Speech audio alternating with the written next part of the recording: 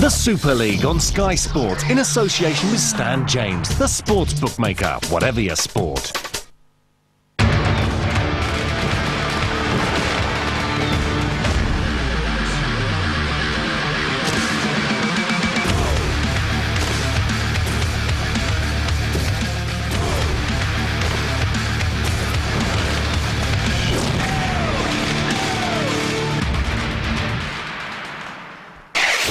The Super League is back, and over the next 7 weeks, joy for some, anguish for others. Tomorrow at 6, Sky Sports 2, a huge night. Castleford against Harlequins. Tigers needing the points for survival. The Quins don't want to be dragged back into the relegation scrap. It's the final weekend of the regular NRL season. Next week they're into the playoffs. In the morning at 10:30, Sky Sports Extra, minor premiers Melbourne take on Manly, who are hoping to finish second. On Saturday, Penrith, who aren't in the playoffs, face Canterbury, who are. 9:30, Sky Sports Extra again. But right now, it's Wigan against Bradford. For the Bulls, it's eyes down for Old Trafford. But for Wigan, they're one of 5 clubs still battling to avoid relegation. It's been backs to the wall for the Warriors all year. 3 rounds remain. Time's running out in the battle against the drop.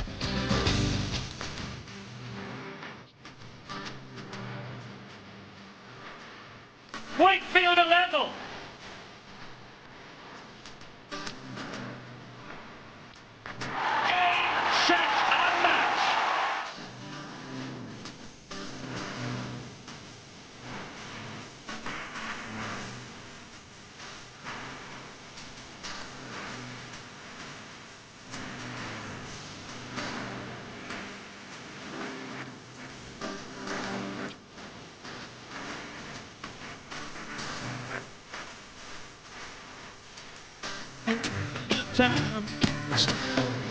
Wakefield are in the mire. It's going to be a nail-biting end to the season. Field deep in relegation trouble. Suddenly Wigan just edge ahead, and Harlequins are slipping towards the relegation dogfight.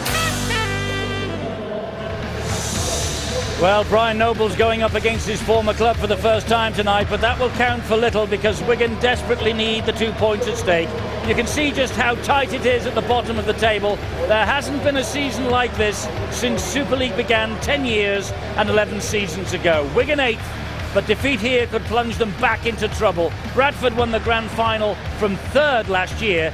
They look like having to defend their title from 4th at best. The other fixtures tonight see Leeds entertaining Warrington. They're opening their new grandstand at Headingley, while St Helens will secure the League Leaders' Shield if they beat Wakefield, who will be in desperate trouble if that happens and the results conspire against them this weekend.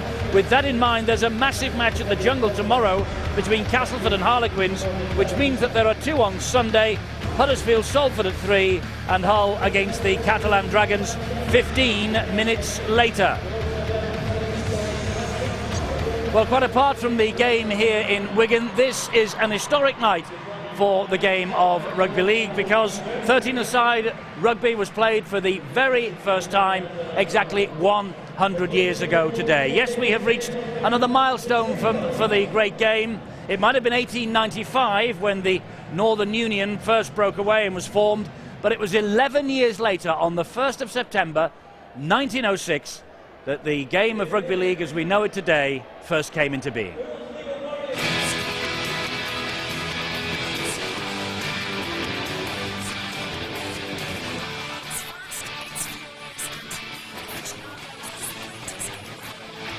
Watchers, it's hard to imagine this great sport being any different. But the game we see today has its roots in a revolution that took place exactly 100 years ago. In another life, this is how league used to look. Kits that covered almost the whole body, a referee who wore a suit to work, and supporters who never ventured out without a hat. On the pitch it was different too. This game between Dewsbury and Manningham was played in 1901, just 6 years after the big split from the Rugby Football Union. But it was still ostensibly the 15-a-side code and featured scrum after scrum after scrum. One of the problems that the Northern Union faced in the early 1900s was the fact that soccer was becoming a huge game. It was this fantastic juggernaut that had basically taken over most of the cities of England, and the Northern Union was very worried that it would actually be killed off by the popularity of soccer.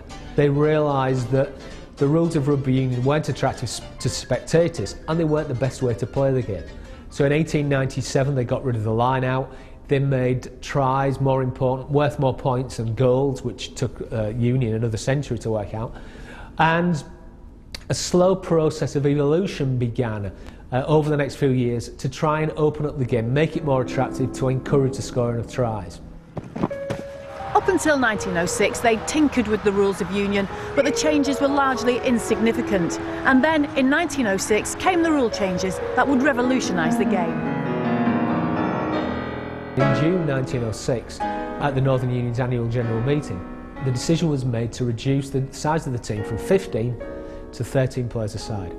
And at the same time, which in a move that was just as radical and just as important to the game, the Northern Union decided to bring in what we now know as the play the ball, whereby instead of rucking and mauling taking place after the player had been tackled like in Union, or as had developed in the Northern Union, a scrum took place after every tackle, the traditional rugby league play the ball was finally introduced. The player had to stand up, put the ball on the ground and play it behind him with his foot. Really, that was the birth of modern rugby league as we know it today.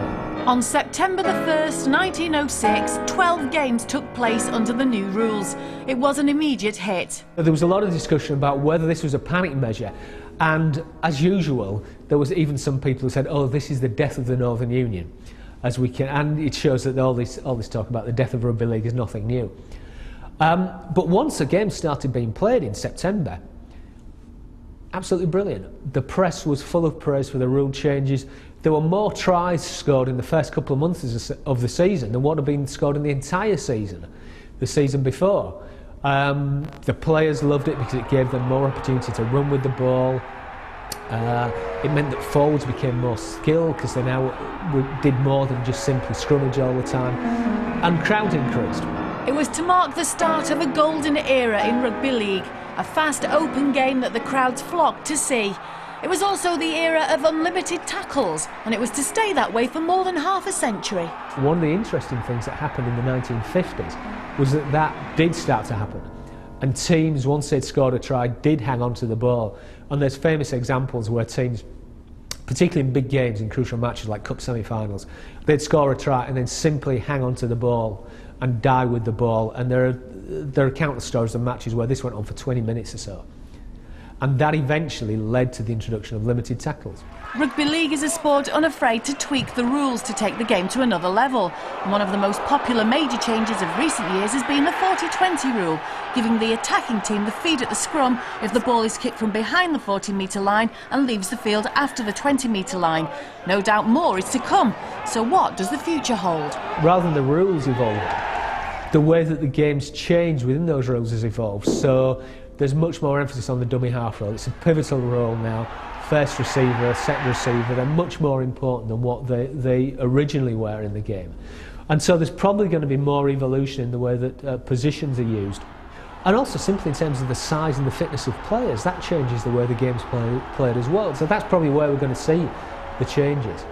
From that day at the George Hotel in 1895, revolution has never been far away. From radical rule changes to Summer Super League, the drive to survive and entertain has given the game a rich and proud heritage, one that will no doubt still be alive and kicking another 100 years from now. No doubt about that, this game has got a rich and varied history.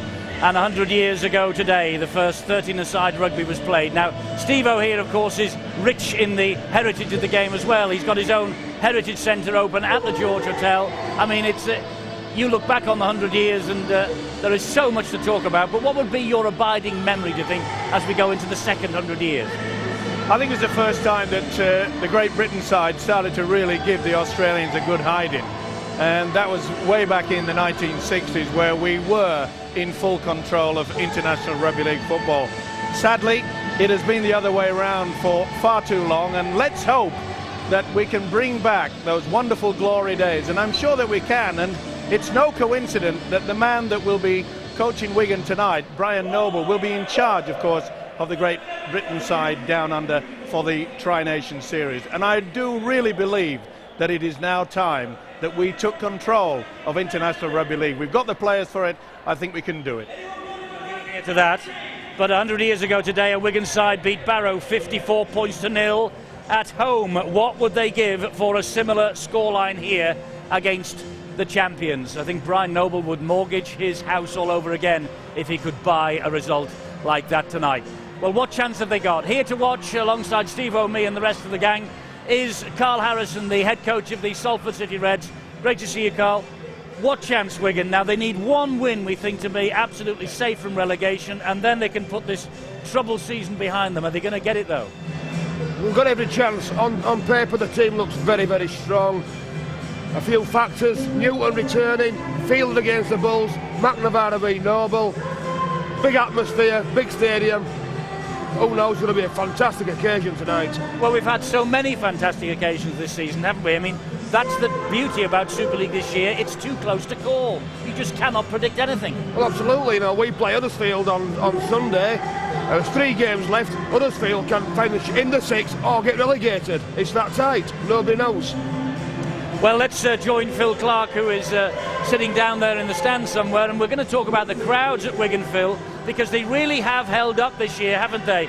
I mean, look at them. They're packed in again tonight, and you could even turn the clock back 20 years. I think you're amongst them there, and these are the best crowds they've had in Wigan since the glory days. Amazing, the fact that really Wigan still threatened by relegation and yet find themselves with better crowds than during the 80s and 90s when they were clearly the best side in the world. And I think it's one of the reasons why this season has turned around. It's been a seismic shift in the Wigan fans and the Wigan club. They've been faced with the threat of relegation, and yet the support averaging over 14,000 this season is one of the reasons why they are unbeaten here in their last 6 home games. It really has been magnificent, and I think that they've instilled a confidence and a real desire in this Wigan side, and there's a real energy that you sense when you sit in here amongst them, and that radiates out there to the players. Well, it's an old boys reunion tonight, isn't it? Carl Harrison has mentioned 1 or 2 players who are up against their old club. Of course, Brian Noble comes up against his old team for the very first time. And it's a big night for both coaches, Steve-O, both for Brian Noble and for Steve McNamara, who will want to put the marker down against the old mentor tonight. Yeah, it certainly will. It really is a litmus test for both of them, because I can assure you that Brian Noble, when he did leave Bradford, there were quite a few people upset indeed. A lot of people thought it was the poison chalice. Everyone had failed in the past, but Brian Noble took it in the neck and said that he could do it. Now, this is the night where he can turn around and say, I have dragged them back up. I have given them the confidence to actually beat the people, the team that I coach, to become not only the champions of this country, but the world champions. And that is going to be big bragging rights on tonight. Now, Steve McNamara, he is a very young coach, but in his short time, he has shown that he's got some really good skill factors. They are a very sleeping giant to these Bradford Bulls. They did it last year, of course. They came from absolutely nowhere. They had an extended run of, I think, of 11 wins to pick up the trophy, and you would not write off this Bradford outfit. But they have got to prove to themselves tonight that the players, they can do it. And that's why I think that the likes of Terry Newton will be really at the forefront of the big battle. Because believe you me, tonight, there isn't going to be many skills in the opening 10-15 minutes. It's going to be old-fashioned. Roll up your sleeves and let's give it to them. I can't wait. Well, Steve McNamara, who we caught a glimpse of there, is the youngest coach in Super League. This Bradford Bulls side, though, they have the pedigree to go all the way through to Old Trafford, as Steve-O says, and win the grand final. No team in the competition has got more grand final experience than the Bradford Bulls. But it's a huge night, this, for Wigan. They're not thinking this year about a trip to Old Trafford. They are thinking purely and simply about survival. And who then is going to win this game for them? Phil Clark again now with 1 or 2 thoughts on the key men. Eddie, a lot's been said already, but it's pretty clear the battle tonight starts in the middle, and it's the go forward of both sides which will probably determine who goes on to win the game. Wigan have been really impressive in that field tonight, this season I should say, and players, the reason why they spent so much money on Stuart Fielden was to improve it even further. Fielden, Paliasina, Logan are really setting the platform, but the challenge that Bradford have tonight is to get on top of them. Wigan's dominance in the middle of the field has helped with this winning run of late, and that's the reason why Joe Vagana, Andy Lynch and Brad Myers will have been challenged by Steve McNamara to say, listen, we can't allow them to dominate us in the middle of the field. Our enforcers have to win the battle at the start of the ruck to give us a chance. We're going to just look here, a brief example of Wigan's go forward this season. Wigan spent a lot of money, £450,000, to bring Stuart Fielden to Wigan to give them the early dominance in the tackle count. You see, he carries the ball and he carries defenders.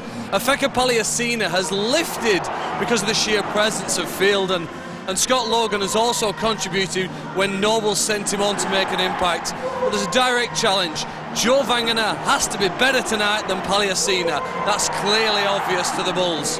Andy Lynch has to show that he's the new Stuart Fielden, he's the new kid on the block, and look for his sneaky offloads. And Brad Myers, when he's sent on, well, he's got to match and better what Scott Logan provides for Wigan. Key battle in the Migan. Watch out for it early on. Steve-O. Well, we speak about the forwards and we know they have got to lay the platform, but what happens after all that?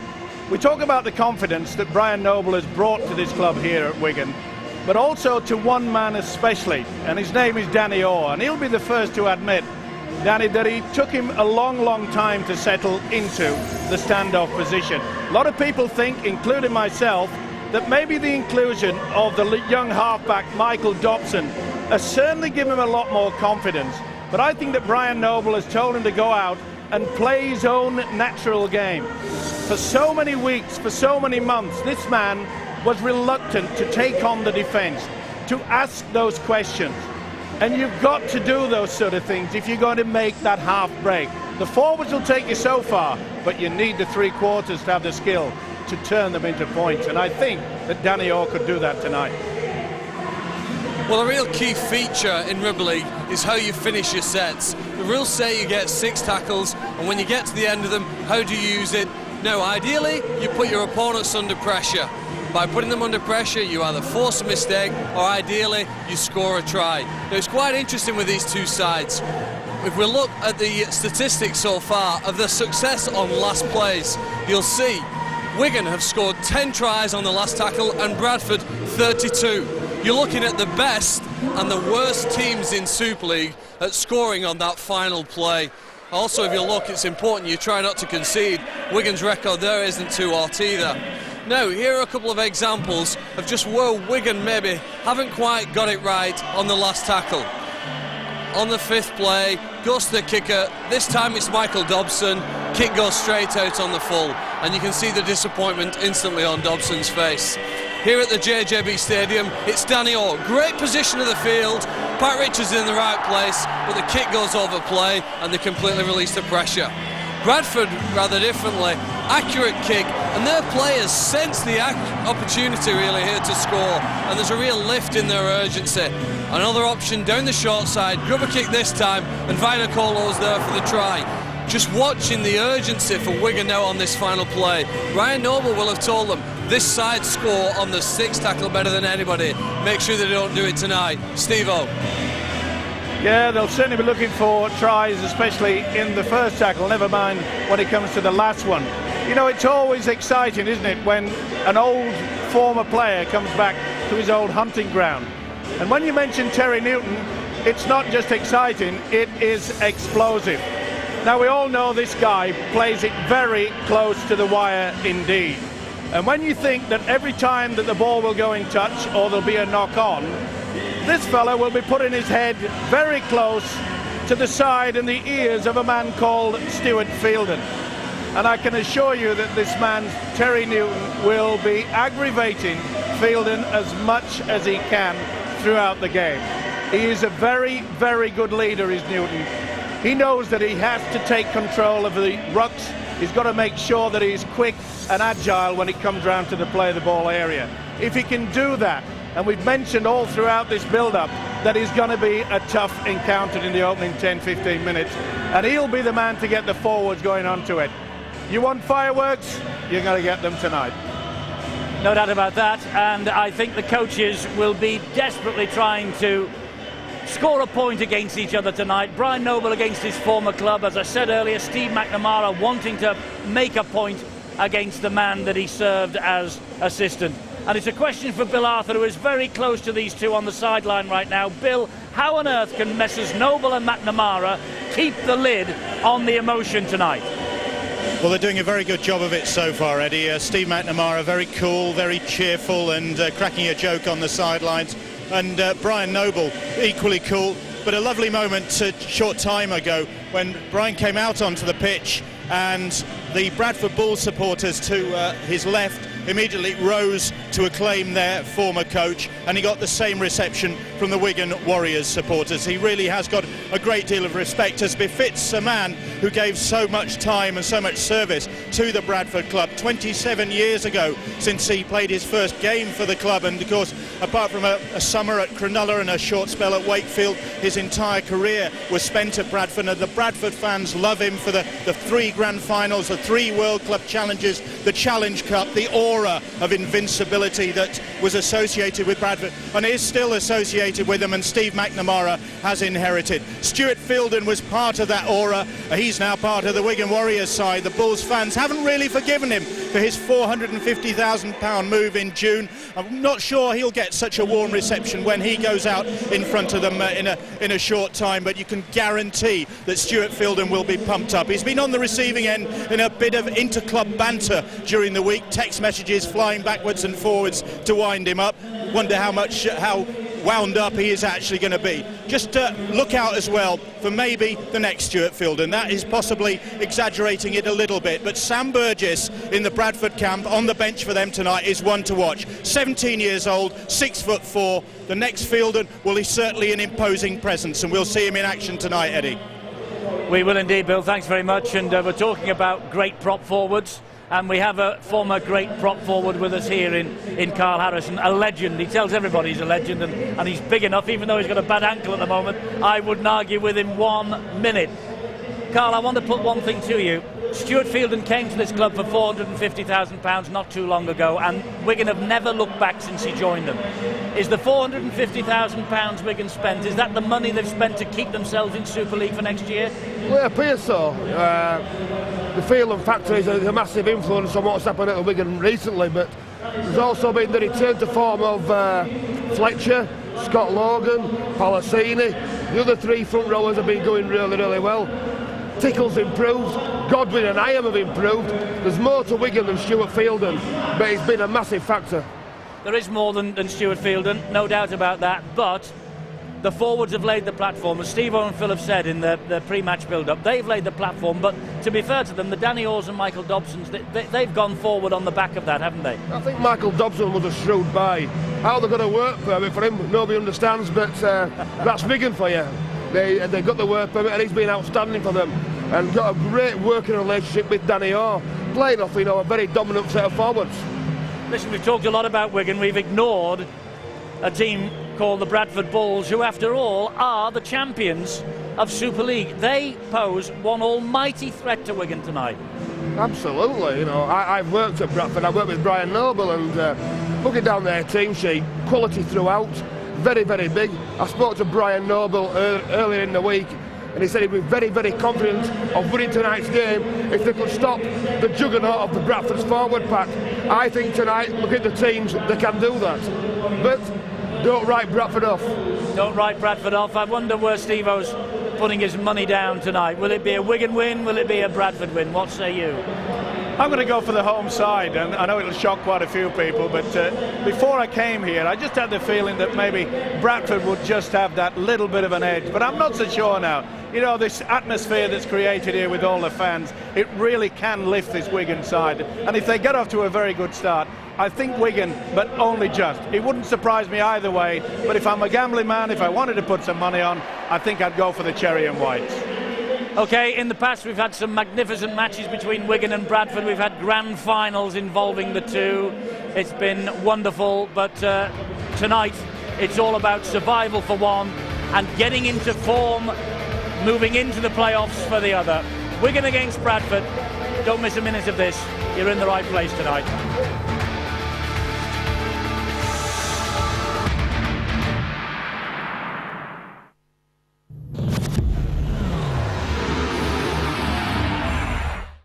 It was a no result at Cardiff. Magnificent show of actor. Brilliant cricket from Pakistan. And it'll take more than the weather to save England from Pakistan at the second NatWest One Day International. Tomorrow from 10, Sky Sports 1 and HD 1. What? A 250 grand game card free inside Saturday's Sun? You want me to open it? Just match the boxes and you could win up to £50,000. Don't miss your exclusive Deal or No Deal game card starting only inside Saturday's Sun. We love it!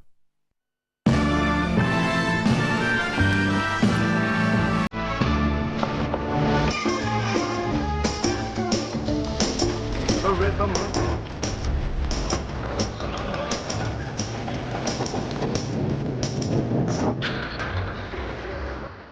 Yes, sir. The rhythm of life is a powerful thing. Put the tingle in your finger.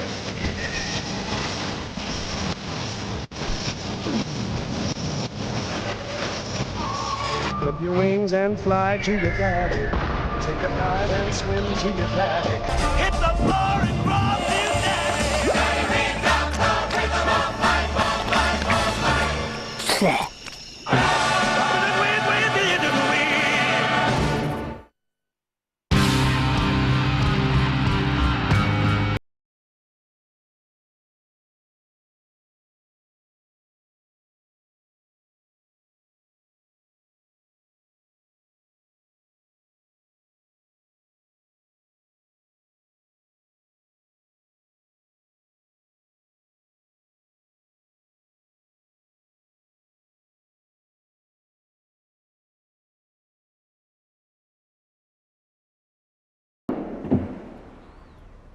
If only everything in your house was nailed down as firmly as Norwich Union Direct's home insurance premiums.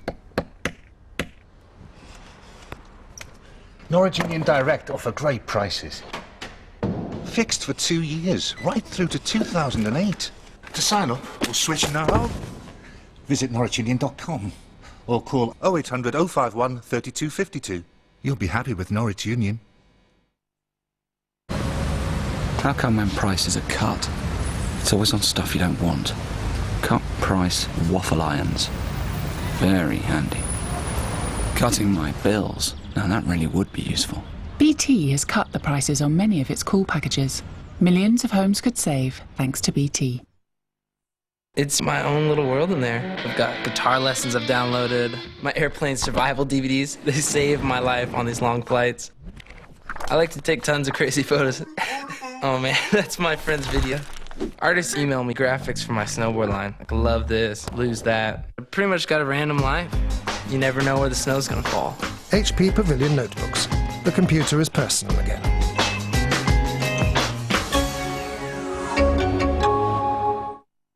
Euro 2008 qualifiers. Scotland looking to secure points against the Faroe Islands. And Wales visit the Czech Republic. Gigs, absolutely magic. Tomorrow from 2:30, Sky Sports.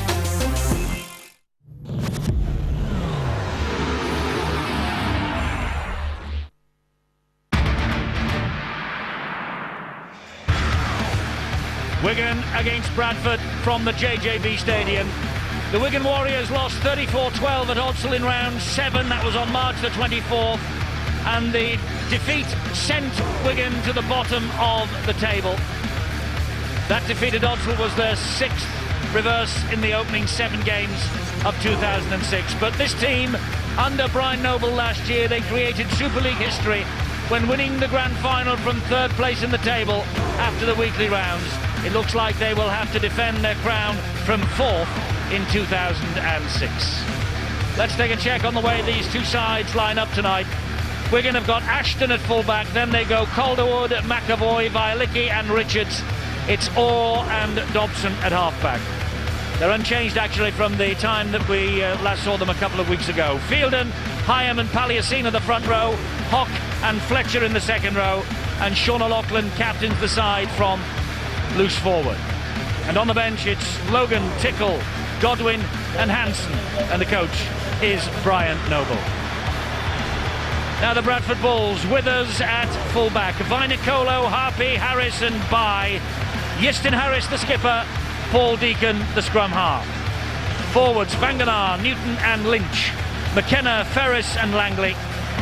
And on the interchange bench for Bradford, it's Henderson, Myers, Price and Burgess. The coach, the youngest in Super League, it's Steve McNamara. And it's a big night for Terry Newton, his first return since leaving Wigan at the end of last season. They beat Castleford in the last game 2 weeks ago, 48 points to 10. They're bang in form. They've won 4 of the last 5 matches. But they've only won 1 of their last 6 away games in League and Cup. That was against Wakefield at Bellevue, 42 points to 20 on July the 21st. This is a big test for Bradford. If it's a big test for Bradford, it is massive for Wigan. 7 of their last 11 matches have been staged at home. 2 of their remaining 3 are here tonight, and then Hull in the final round. They've won 6 home games in a row to give themselves hopes of survival. The last defeat here, May the 27th, against St Helens, of course, by 28 points to 14. But another huge crowd has turned up at the JJB Stadium to see Wigan's battle for survival.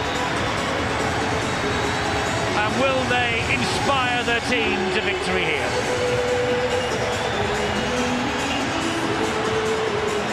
Chris Stradlinski, who has, of course, announced retirement for the 2nd time this year. And Ashley Klein is the man in the middle, the top referee in Super League in 2005, and still in 2006, one of the best. Steve-O, what an atmosphere, what a match we've got in store. Tremendous, and I'm sure that both sides will give us something that we will absolutely adore. Great conditions. The pitch is in immaculate form. Look at it. Bang, and this is what we expected. Fielded with the first run.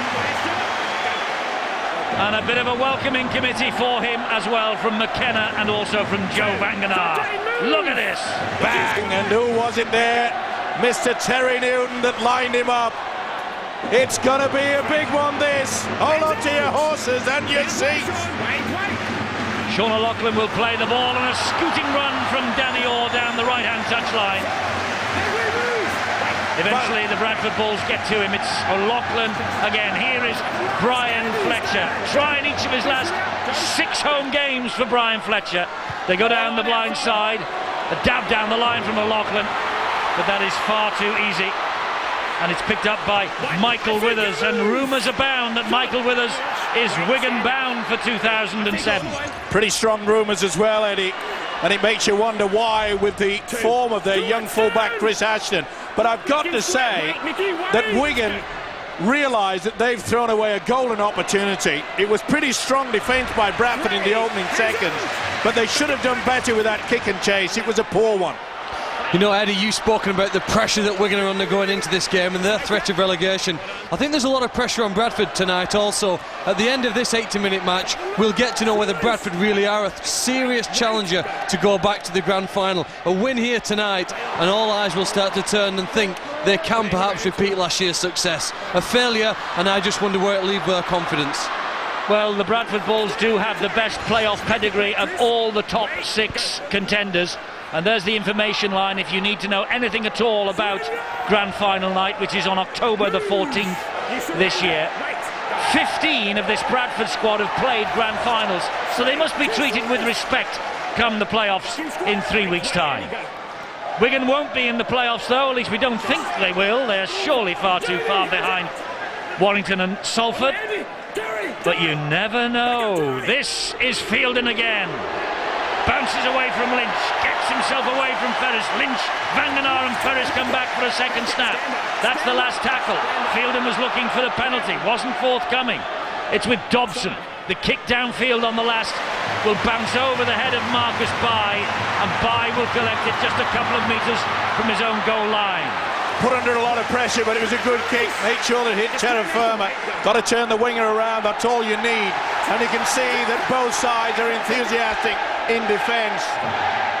Carl Harrison, surely Wigan can't catch Salford or Warrington, can they? I'd certainly like to think not, but hey, this Super League season, anything can happen. Who knows, you know. Nobody's guaranteed a win, and it's so hard to get a win these days. It is indeed. That's a run from Shontaine Harpy to halfway. Plays the ball to Terry Newton. Newton offloads the ball to Harpy again. Calderwood is after him. They eventually get him down. Danny Orr was there, so too David Violicki. And the ball here is with Paul Deacon, and Deacon will slide it down the wing again, but it's picked up on a half volley by Chris Ashton. Now Ashton is pretty quick, but that's good chasing by Iestyn Harris. Mickey Hyam from dummy half gives the ball to Gareth Hock. Vanganar was over the top, but the referee waved away Wigan appeals for a penalty. Another good scamper from Danny Orr at dummy half. Good tactics by Brian Noble, making sure that Danny Orr gets into dummy half on several occasions. Keep your eye out for Michael Dobson doing exactly the same, as well as the man in charge there, Mickey Hyam. Great run from Hyam. He's left them in his wake, and Hyam has the pace. He gets the ball back to Fletcher. Fletcher round the corner to Dobson, and it's a wonderful tackle by Marcus Pye. Last tackle here for Wigan. Knock on. Knocked on. And Brian Noble thought then that perhaps the key had been found to unlock this Bradford defence, but the Bulls had other ideas. Little doubt in it. Just fumbled with it, but what a wonderful run from Mickey Hyam. They know that Joe Vanganar is very slow when he gets on that first and second marker position. Good work from Bye, it had to be, but they frittered away a great opportunity. Bradford was stretched all over the park. They were stretched by Mickey Hyam, the man who arrived here via Bradford, though he never played for them. Here is Leslie Vainicolo. Ashton does well. Bring the big fella down. Great tackle and good tactics yet again from these two. That's the second time that Vainicolo has gone into the centre and pushed Shontaine Harpy out onto the wing. That's the reason why he's made 2 breaks already. It's a great, it was nearly a great kick. The bounce wasn't clever for Bradford. Very intelligent play by Pat Richards. He'd seen that Chris Ashton was tied up, put himself into a temporary fullback role, coming over there from the wing, and read that so well to take the pressure off Wigan. End-to-end start, Eddie. Real quality on show. This is a match that has all the intensity already of a playoff, isn't it? But it does, because of the simple fact Wigan need to win, and Bradford have come here with an attitude that they must win if they're serious about 2006 and they're wanting to retain that title. You know, Bradford very clearly going wide early to that left-hand side. There probably isn't a better combination between Harpy and Vainicolo in the entire league. Oh, another opportunity for Wigan. You only get so many, though, against Bradford. Fletcher with a forward pass, and it was a knock-on by Chris Ashton anyway. Well, really a bit foolish to be offloading there. Pretty close to the line, you'd say, yeah, take the gamble. But not when you're in your own half. Wakefield are ahead at the home of the Challenge Cup winners, St Helens. It's early, 2-0. I think Wakefield will take every opportunity for points there tonight, somehow, if they can. I'm sure that they will here too, both sides. Withers feeds the ball to the left-hand side again to Shontaine Harpy. And Harpy trying to use his strength to get past Calderwood and Ashton once more. Down the blind side again goes Vainicolo. Good defence again from Wigan, but only 2 tackles gone. They're 10 metres away from the line with Deacon. Here and now is Andy Lynch. And Lynch is hauled to the ground. Fletcher's all over him, gets to his feet eventually, plays the ball to Terry Newton. Here is Deacon, now it's Iestyn Harris. Short ball to Vanganar. Vanganar is wrestled to the ground by Gareth Hock. McNamara desperate, I think, for a victory here. It's Newton. Gets the ball away, and it is pounced upon. Good work by Violecki. Very quick to jump on, and great defence. Super game, going from one end to the other. Look at that, bang, crunch time. Nathan McAvoy did really well. Was alert to the chance. Here is Dobson. It's being played at breakneck pace. Who's the man of the match? You got your views, we've got ours. Dave Hadfield has his. It's a huge night for 2 players in particular. Stuart Fielden facing Bradford for the first time since his world record transfer here. Wigan have only lost once since he arrived, and that shows an awful lot about the effect he's had on the players around him. Just a word in passing for David Violecki, probably Wigan's most improved player over the last month, and starting slowly to win over sceptical Wigan fans. But the other man for whom it's a landmark game, Terry Newton, also playing against his old team for the first time. See, his involvement will be very high tonight. If you're looking for somebody in good form at the moment as well, Chris McKenna, he's started to really show his ability out over the last couple of weeks. We've had nearly 8 minutes gone, and Wigan 0, Bradford 0. We're on the third tackle, this set of 6 by the Bradford Bulls. Harpy gets to his feet, plays the ball. It's a drive forward by Andy Lynch once again. I've got to give a 3-year contract recently, Andy Lynch. I've got to give a lot of credit as well to the referee, Ashley Klein, because he's allowed these players to get on with it. Okay, there's a little bit of niggling. You expect that. It's a vital game. And he's just saying, get on with it, boys. Nice run from Richards. Halted, though, by Brett Ferris and Shontaine Harpy. Here goes Mark Calderwood. Well, I don't know whether it's a ploy from the Bradford side, but 2 kicks have been pretty good, but the chase hasn't been outstanding. It's as though they go so far and they've just sort of, okay, we'll stay in one solid line. Paliacina gets the ball away to Mickey Hyam. And Mickey Hyam, he's missed again. It's a great offload, and so is that. Here is Calderwood, come back inside, they must score. Ashton! Chris Ashton over under the post for Wigan. Chris Ashton with the try. Try number 11 of 2006, the most memorable year for young Chris Ashton. And if they are thinking about bringing Michael Withers here at fullback next year, when you see a talent like that, why bother? Chris Ashton with a try for Wigan, 19 years of age, first year in Super League. This is his 27th appearance. And this is one of the best you'll see. All started by a great run, Paliacina. You talk about support play. What about the pass here? Superb. Calderwood straight in. And look how Ashton, he made sure he held back from Danny Orr. Did put himself in an offside so that it would be a forward pass. Great try. Super stuff. Turn in the tackle.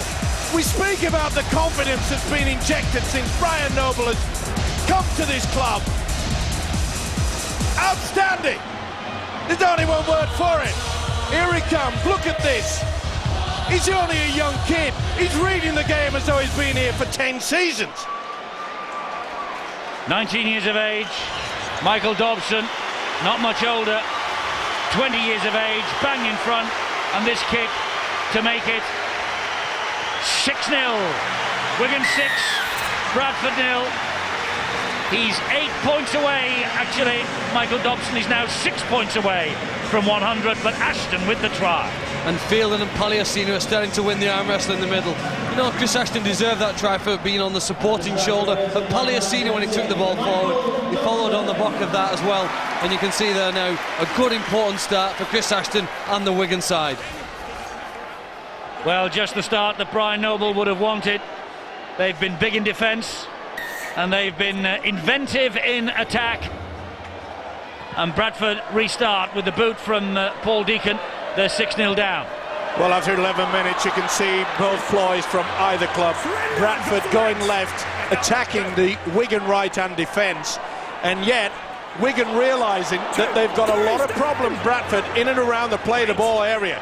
Very slow to get themselves off the ground, and that is where Wigan are beating them. They're splitting them straight down the middle, very close. And Carl Harrison, I suppose, if anybody knows the soft underbelly of this Bradford Bulls side, if there is one, it is Brian Noble, isn't it? Absolutely, you know, he knows Bradford inside out. The contrasting styles of play are clearly obvious. Wigan just trying to speed the play up, turn the big Bradford pack around with a lot of dummy half runs and early kicks in the count. Bradford trying to overload Bialecki and Danny Orr on their right-hand side. Interesting game. Bradford won't panic yet. Michael Withers takes the tackle from former teammate Stuart Fielden and Paliacina. Bradford crowd appealing for the penalty because they were lying on, but the referee said dominant, as is that, which means they're allowed a few seconds more to get off the tackled player. Here is Vangenaar, straight at the chest of Brian Fletcher, who stands his ground. See the difference in defence. Wigan, 1 and 2 out, coming up quickly, just forcing Bradford into virtually one-out football all the time. Mickey. Terry Newton waits at dummy half, gets the ball away to Jamie Langley. It's been an outstanding year for Langley as well, ever present in all 28 games this year so far. And Deacon on halfway with the kick downfield is straight down the throat of Pat Richards. Well, again, Richards will play the ball. A poor kick, Eddie, and not only that, a very slow chase as well. This has got to be a problem for Steve McNamara. Oh, it's a problem there. Nathan McAvoy with the knock on. Wakefield have stretched the lead at Knowsley Road. Leeds have edged ahead against Warrington. We'll keep you posted on all of those scores throughout the night here. It could be a very big night. It's not just a problem that Nathan McAvoy's dropped the ball, it's exactly where he has on the field. You know, Bradford haven't got many quick players, they don't score that many long-range tries. They like to get up close and personal on their opponent's try line and then find a way over it. This is exactly how they like to start a scoring set. With scores as they stand, that's the way the bottom of the table looks at the moment. Castleford and Harlequins on Sky Sports tomorrow. Here now, it is the penalty that goes to Bradford, and it's the first penalty of the match. And pretty obvious as well, they were just a little too quick out of the blocks there. And again, they are punishing them there out on that left-hand side. They are, they're pounding them, aren't they, down there? They bring it back this way though now with Deacon, who finds Euston Harris, and here is Langley. That's great defence again. And it's Stuart Fielden to the fore. He was really pumped up for this match before the game. Here is Lynch. Lynch nearly through. Held up by Sean O'Loughlin. Terry Newton was just looking at the try line there, looking to pinch one himself, Newton. And it takes 4 men in Cherry and White to hold him back. He plays the ball to Langley, sweeps it quickly off the deck. This is Brett Ferris. And again, the Wigan defence muscles up. That's the last tackle for Bradford. Terry Newton is there again. He'll go on his own, will Terry. The ball bounces backwards, but no, it was knocked on. It's the turnover. Well, the ball carrying arm hit the deck. He was looking for someone to come very short. And as soon as he offloaded it with the elbow touching terra firma, it was always going to be the handover. But great defence from Wigan. Bradford just throwing everything at them. I don't think we've seen Bradford more than once come this close side to the gantry. Paliacina for Wigan. Brad Myers off the bench, just lifts the leg, puts him down on the deck. Here is Stuart Fielden. I think Stuart Fielden then thought he was going to be the dummy runner. Had a bit of a surprise when the ball hit him straight in the breadbasket. Mickey Hyam. There's an old saying in our game. What a run from Hyam again! Ashton is there once more. Ashton, he's got Vinacolo after him. Ashton has got Pat Richards, and Pat Richards has the second Wigan try. A sensational try from Wigan again. A beautiful break from Mickey Hyam. Support was there from Ashton, and he knew that Leslie Vinacolo was going to pull him down, so slipped the ball to Richards, and Richards over in the corner for the second Wigan try of the night. Magnificent try, and Wigan suddenly have a 10-point lead. It's a huge problem. Bradford are not getting themselves sorted out at the play the ball area. Far too many players are getting up very slowly, and that was wonderful play there by the youngster Chris Ashton. A lot of youngsters may have just said, oh, I've got the speed here. He knew he had a man outside, and so too did Hyam. He knew that the fullback was going to be there. Clever play, 2 wonderful tries that has set this JJB Stadium alight. Well, with Kieran Cunningham pulling out of the Great Britain squad, Mickey Hyam showing Brian Noble just what he can do at the highest level. It was his speed of thought and action really to scoop it up from that second play that's got Wigan into another position to score, and they've got pacey players, Richards being the one who came up with the try. Wonderful riposte really after some pressure that Bradford had applied. Wigan ahead 10-0, Michael Dobson with this kick for a 12-0 advantage. Remember, now needs 6 points for a quick-fire 100 in Wigan's colours. Still needs 6 points for 100 in Wigan's colours. It's 10-0 though to the Wigan Warriors. When you're playing the game of rugby league, you watch the players, you don't watch the seagulls down the other end, and that's what they were doing. By the time they turned around, he was off. Great play once again from Hyam. And I just marvel at this youngster, Chris Ashton. He gets better and better each game. Carl, if you to try and summarise the difference that's happened at Wigan in the last few months, would you say that they're actually controlling the ruck area better? When they're having to play the ball, you're finding quicker play the balls under Brian Noble and Hyams making runs, and when they are tackling, they're controlling their opponents far better in that zone. Absolutely, you see the Wigan players clearly bumping and dropping to try and get the Bradford defender left on the dirt. And when they're tackling, you can see they're clearly getting numbers in to peel off slower. It's a tactic Brian Noble uses a lot, and he used it with Bradford Bulls over the last few years. Been very, very effective. Well, I tell you what, there is a little bit of spite every time Stuart Fielden gets the ball. Bradford are hunting him, and there was a bit of an incident a few seconds ago. Oh, what a ball! It's Danny Orr. Danny Orr out there up in support again, and it's Ashton. No, it isn't. It's Dobson. It's Dobson who gets over for the try. They were all flooding forward then. There was a pick of 5 or 6, and Dobson. He was the man who was tracking on the inside. He took the pass, and there is a quiet glow of satisfaction surrounding that young man at the moment. Michael Dobson with the try. His first try for Wigan. He's got 4 this year for the Catalan Dragons. How's this to get off the mark for the Cherry and White? Unbelievable delayed pass from Fletcher. And Danny Orr did everything superbly. You look to the forwards to lay that platform, do all the hard work, but you get yourself into a position where you go through the gap, and that's exactly what Fletcher did to send the stand-up Danny Orr. The combination of Orr and Dobson since they arrived has been absolutely superb, and they are Fielden and Michael Dobson. Scintillating stuff. Bradford, they're still on the coach. Michael Dobson banging front this time. There's the 100 points. Maybe we didn't expect it to come via a try and a goal because he's been so good with the boot. But his support play then was excellent.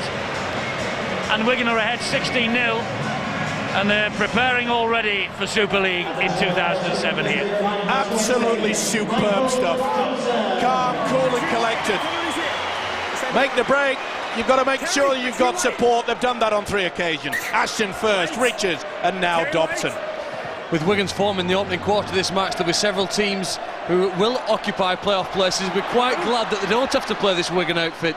In this form, the confidence that's returned, players now prepared to make passes and support the ball carrier, such a significant difference. And I would have to say that that confidence has returned on the back of improvements that they've made in their defence, Eddie. And it's hence the reason why I repeatedly say defending is more important than attacking. It's been a torrid season for Wigan. It's all coming good towards the end for them. But we ought to have just a word of caution. The last time Bradford visited this ground, they completed a memorable fight back when they won 28-27 in February of last year. The Bradford Bulls trailed 27-12 with 10 minutes remaining. This game is not over yet. Oh, without a doubt. And you must also remember that Bradford have had very little possession, mainly due to the fact that Wigan's controlling it and scoring tries at will. And here is Calderwood. Calderwood jinks inside one, and Withers stood firm in defence for the Bradford Bulls. It should have been try number 4. He really had somebody on the inside there, Mark Calderwood. He went for the glory. Let's go down to Bill on the side. Eddie, just a lovely moment as that last Wigan try was being scored, and Michael Dobson was going over under the sticks, back on the halfway line. Stuart Fielden, who's just come in for a little bit of treatment from his former colleagues the last couple of tackles, 1 or 2 high shots going in or swinging arms, back on the halfway line. Stuart Fielden turned and glared towards the Bulls dugout, and when Stuart Fielden glares with those gimlet eyes, you know you've been glared at. This is Langley. Yes, I wouldn't like to. Well, we have a bit of that from Carl Harrison up here. You know you've been glared at when Carl glares at you as well. It's a front row thing. Yes, I think you're right. Front rower's eyes. Pat Richards for Wigan. Leeds and Warrington, by the way, you probably saw that going through the bottom of your screen. 10-6 at Headingley, the new stand opening there tonight. Do you know, Wakefield are still beating the Saints. It's an amazing weekend, isn't it? I must say, Eddie, I'm rather surprised that, you know, forwards are saying to it, it's a prop forwards thing with their eyes. That was the last thing you'd worry about when you're against a prop forward, that eyeball. Sean O'Loughlin held on to that pass. It was up round his ears. This is Brian Fletcher down the short side again. Danny Orr with the kick this time. That was easy for Michael Withers. Look at the numbers. Look at the numbers, Cherry and White's. 180th appearance for Michael Withers. Here's Myers. Well, to be fair to the Bradford Bulls, they came here and they really went at it for the first few minutes. It was cruel, some of the defence, and far too high from Fletcher. Yes, Leslie Vinacolo felt that right underneath the chin. Just making that point that it was rough and it was tough, it was a grapple tackle, and it was also, they weren't standing square. Yes. The major thing, though, is that Bradford came here to pulverise Wigan, and it has just turned around in the space of 5 minutes of hard, solid defence. Well, they're a massive unit, the Bradford Bulls, and there is another big man just come onto the field, Carl Price. 16 tries for him this year in Super League. This is Shontaine Harpy, and Harpy and Vinacolo are at the moment just losing the contest down that left-hand side. This is Deacon, and here is Andy Lynch. Well, we haven't seen much combination from the two halves, Harris and Deacon. I think we'll get something here. No, they've gone the short blind. Vinacolo, when he picks up pace, he's dangerous, but that's cruel defence. Ashton down the bottom and Fielden over the top. Deacon, Yeston Harris, Jamie Langley, bounces off one, gets the ball away, Ben Harris. And it's the last tackle. Refereeing asked the touch judge then whether that was touched by Wigan and back to one. The answer was in the negative. Now then, here's a test for Calder-Ward. Oh, he puts it out of the air, and he's almost away from Ferris. Boy, that was try time, and Ferris knows it. That's got to be a penalty. How many times do they want to tackle the man? Yeah, you're okay, but you can't do that. They asked the question, what for? You want to tackle this one. Looked as though Shontaine Harpy got there, then he did him again, and then we'll have another go. He can only tackle them once. Good job he did, though, to be fair. Yes, he was away. Oh, what a place to try and offload the ball. Scott Logan. Bradford have it back. It's not needed. You're leading 16-0. You're in full control. You know that Bradford's had very little possession. There'll be a message sent out from a man called Brian Noble. Langley. Great. Play it. Wants to get to his feet and play the ball, which he does now to Yeston Harris. Here is Ben Harris. And Wigan again stand firm in defence. Bradford have got to start running a few angles. It's very flat. Yeston Harris. Back it comes to Deacon. Deacon then wide to Shontaine Harpy. Gets the offload in, finds Deacon. But Danny Orr was not going to be fooled. Steve McNamara just wondering how he can open up this Wigan defence. It's a high kick. Carl Price is under it. He knocks it on. No advantage. They put the scrum down. With the turnover. It was on the last. Yes, it is the turnover. And there it is.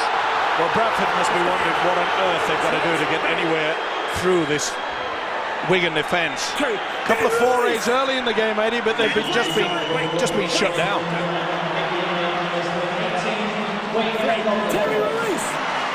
Terry Newton got to Nathan McAvoy. That was Dobson. Here is Logan. He hangs on to it this time. Move forward. You surrendered. Godwin. Inside. To Dobson. Inside. 40-20. Oh, just out. Just out by about 6 inches. You won't measure my carpet, that's for sure. It's a fourth tackle, scrum. It's a scrum down, Bradford's head and feed. Sure. It was only just out on the full. And I know what 6 inches is. Out. Here is Justin Harris. Here is Shontaine Harpy. Great defence yet again. Make it. Go. All the way, Chris. Andy Linshu and O'Loughlin was in very quickly and a little high, but legally. Bradford Ball supporters just biting their nails. It's Langley. Langley taking them on. Bradford and Co stand firm and pushing back. They've got to change the tactics of the Bulls. They're getting nowhere. They've got to have some good running from the likes of Terry Newton to play the ball. They've got to keep asking a few questions, and they're not. Oh, Chris Ashton allowed that to bounce. It was nearly fatal because Carl Price was after him. So at this point in the game, when Bradford really missed Stanley Jean, when he's out on there, he's usually injected into the action about this point, and he's one of those dangerous individual runners who'll just carry the ball in the middle, burst through tackles, push off players, and help to set things up for the Bulls. They look like they're missing Stanley Jean right now. Somebody else though has to fill that void. Bradford have won the last 4 meetings with Wigan in the Super League. Their last visit to this ground saw them come back, as I say, and win when they were 12-27 down and 10 minutes to go. Here's the last. The kick downfield finds its way to Marcus Bye.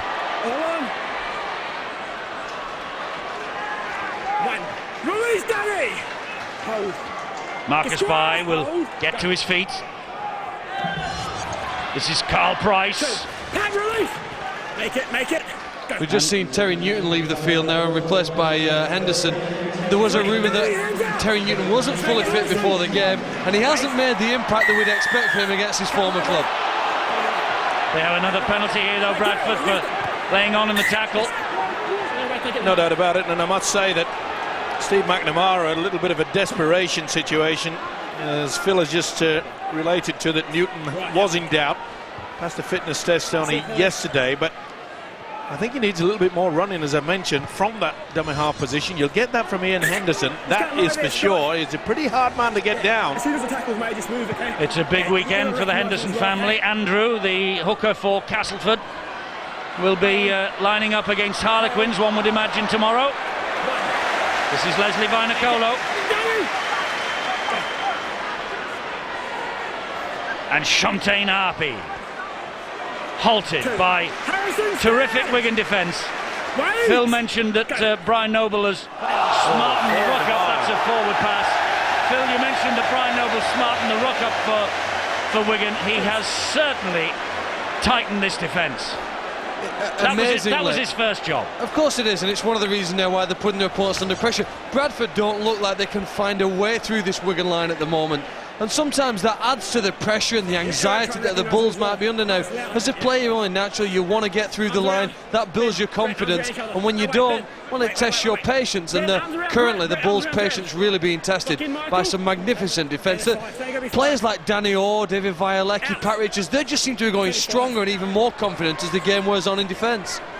The one thing I have noticed, Phil, and it is important, is the way that the Wigan forwards are sharing the work. Well, they're sharing it coming forward here now. A bit of effort there now. Bradford know that they need to lift the game. Maybe the injection of Henderson onto the field might provide that. They need a lift from somewhere. Logan driving it forward again. There was a huge collision then. The offside, not standing square. That's good play from Wayne Godwin. Well, Bradford must be wondering what on earth they have to do. We've mentioned it so often in this first half that very slow to get themselves organised, not getting back the required 10, picked up well by Wayne Godwin. It's a great advantage, Eddie, when you've got that Brian Noble knows he can throw Mickey Hyam out there for 20 minutes and then bring up the quality of Wayne Godwin, also very quick from the dummy half position. New viewers who might be joining us towards the back end of the season for this Super League run into Old Trafford, when you're standing at the play the ball, the markers in the opposition have to stand directly behind each other. They have to stand square. If they're not, they're penalised by the referees. This is Wayne Godwin again. Good darting run once more. O'Loughlin 10 metres out, gets it to Danny Tickle. Michael, stand. Tickle is halted by Michael Withers. Plays the ball to Godwin. Back it comes again to Danny Orr. Here is Michael Dobson. Harrison Hansen went without it. Referee had blown the whistle. Bradford's fans are furious. And he says that Henderson was offside anyway, standing in front of the ball when it came back.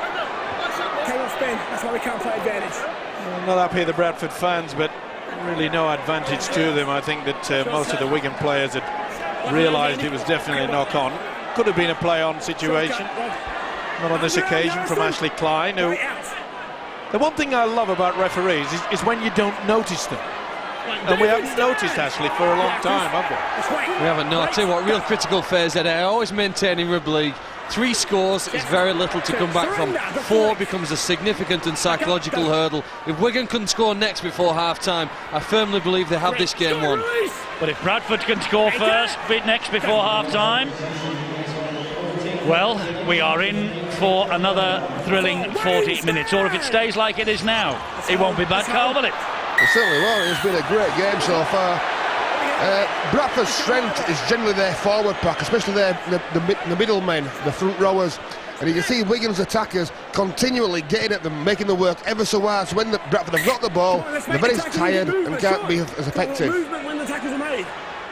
And penalty for the Bradford Bulls. Level pegging at Nosey Road. Withers goes without it. Steve McNamara, the youngest coach in Super League at 34, but regarded as one of the brightest, and he won't have enjoyed that. Well, it's another obvious mistake where the man receiving the ball takes his eye off it. It happens so often. It's an amazing thing. You can't blame them on occasions. When you look at the opposition, look at the size of them coming in to crash tackle you. But we really should be more prepared. And I just get the impression, you know, that Bradford are a little bit too stereotyped. They appear to be going through set moves. They need a little bit more flair, something to spark them up. This is Sean O'Loughlin. Let's get news of Terry Newton quickly.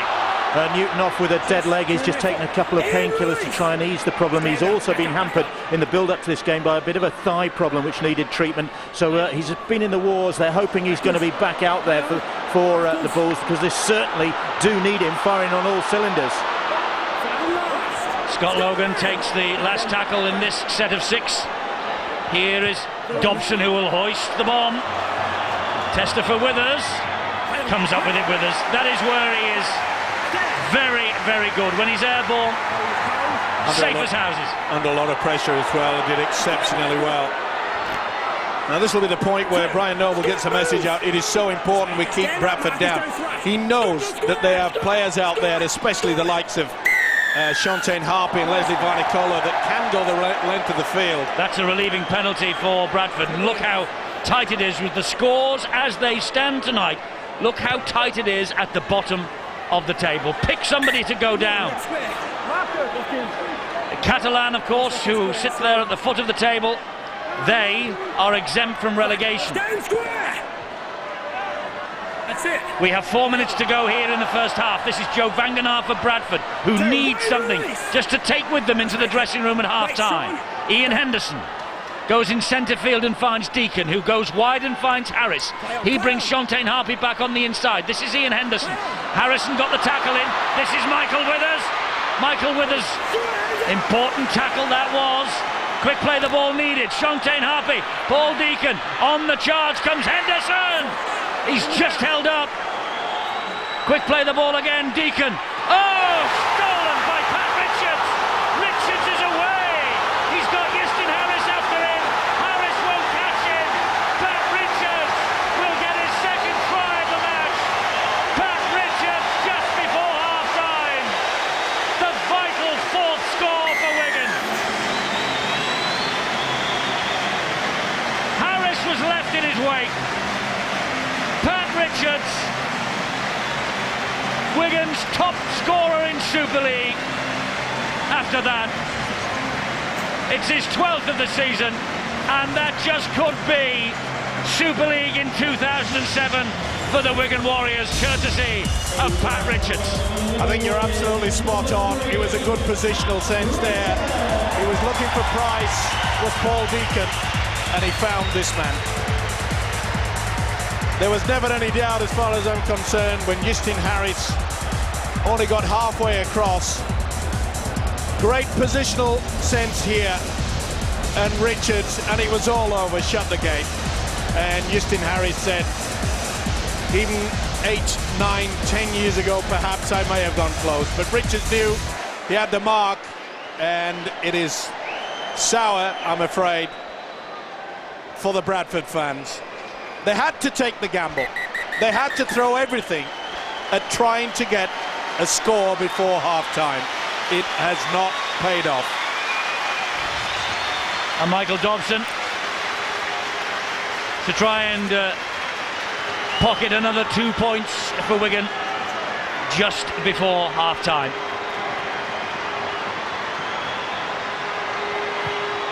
Dobson makes no mistake, and Wigan lead by 22 points to 0. An incredible first half for Brian Noble and his Wigan side.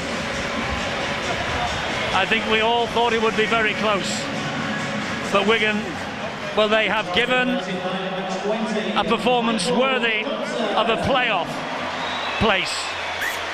But surely tonight, if they win here, Phil, mathematically they are still involved in the relegation picture. Oh, there's a mistake. But surely if they win here tonight, Phil, they're safe. I'm convinced of it. I would almost say that performance in the first 38 minutes and 40 seconds has been almost good enough to win a grand final. That's maybe the lapse in concentration. A pretty good kick-off there from Bradford, and they're going to get one opportunity to perhaps score here. It usually takes about 1 minute to get through your 6 tackles. They've got a 1 minute now to try and score. Oh, no, they haven't, because Brad Myers has knocked on. It bounced horribly, to be fair. Everyone moved away and left Myers to it. Bump, there it was, the knock on. And Bradford, sadly, tonight are just not at the races. Absolute shocker. And they know it. There has been no rhythm since the 6th or 7th mark.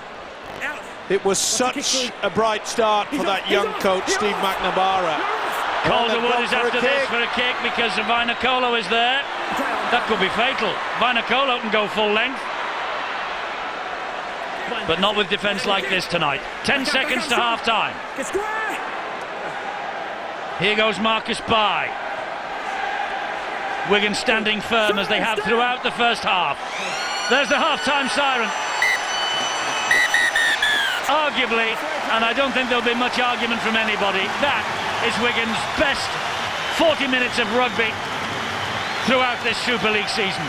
To keep the champions scoreless at half-time is some achievement, and they have run in 4 tries of their own. Wigan are ahead by 22 points to 0.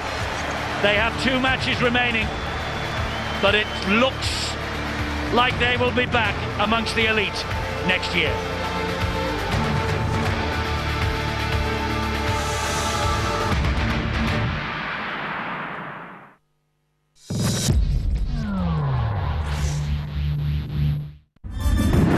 If they think they can have a go at us on our turf,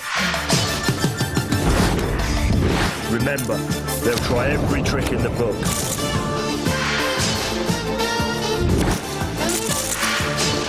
Get amongst it, or we'll be left for dead. Doesn't matter how hard they are. Trespassers will be prosecuted. Turf Wars from the Guinness Premiership kicks off Sunday at 1 on Sky Sports. I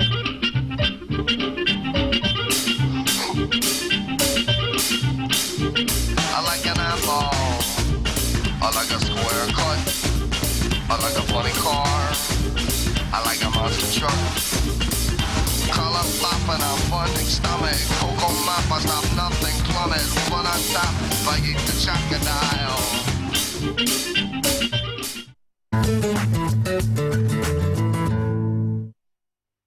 The final battle from The Lord of the Rings is brought vividly to life in the Lord of the Rings Chess Collection, the official collector's edition at newsagents now.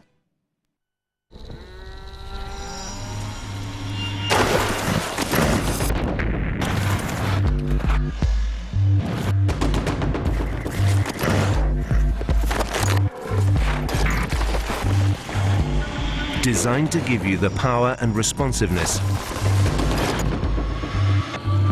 that could make all the difference. Shell V-Power. Fuel developed with Ferrari. I've got 7. I've got 4. I've got 5. I've got 10. I've got 5. I've got 8. 8. 9. I've got 11. Got 4 or more years no claims? eSure will only take on drivers like you, so you don't pay for other people's mistakes. Call 0800 030 4444 or visit eSure.com. No, I've got 8.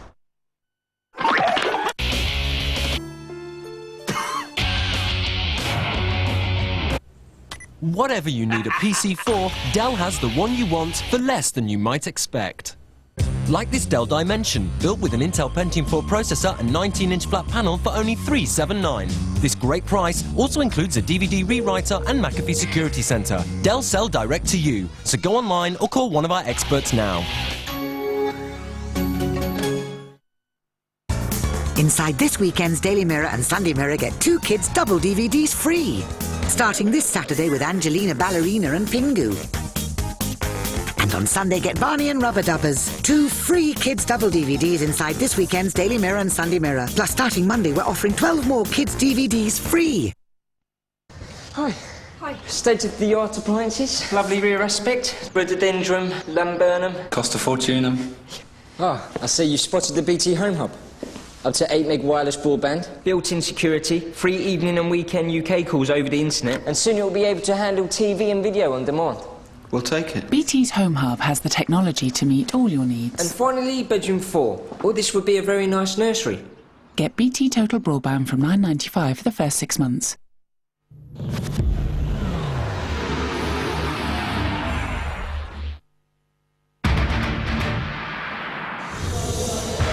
Tomorrow there's more live cricket as England take on Pakistan in the second one-dayer at Lord's.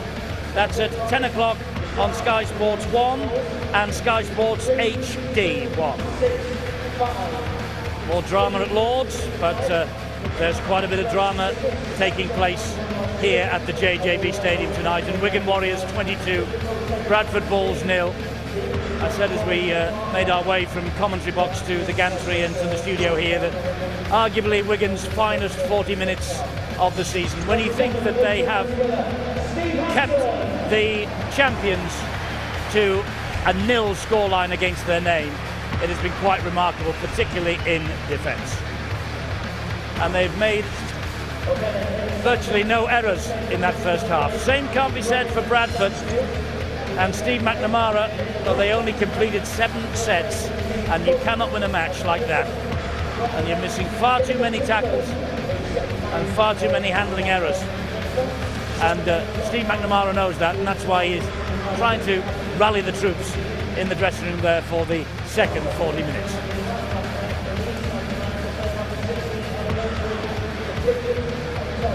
It's a big ask for Steve McNamara. Let's check what's happening elsewhere in the Engage Super League tonight.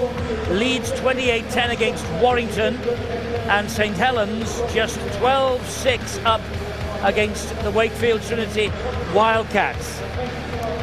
28-10, 12-6 elsewhere. Here, 22 points to 0, and Wigan looking safe for 2007, or are they? Remember what happened here in 2005, 27-12, Bradford down with 10 minutes to go. They came back and won the match. Does lightning strike twice in the Super League? Carl Harrison.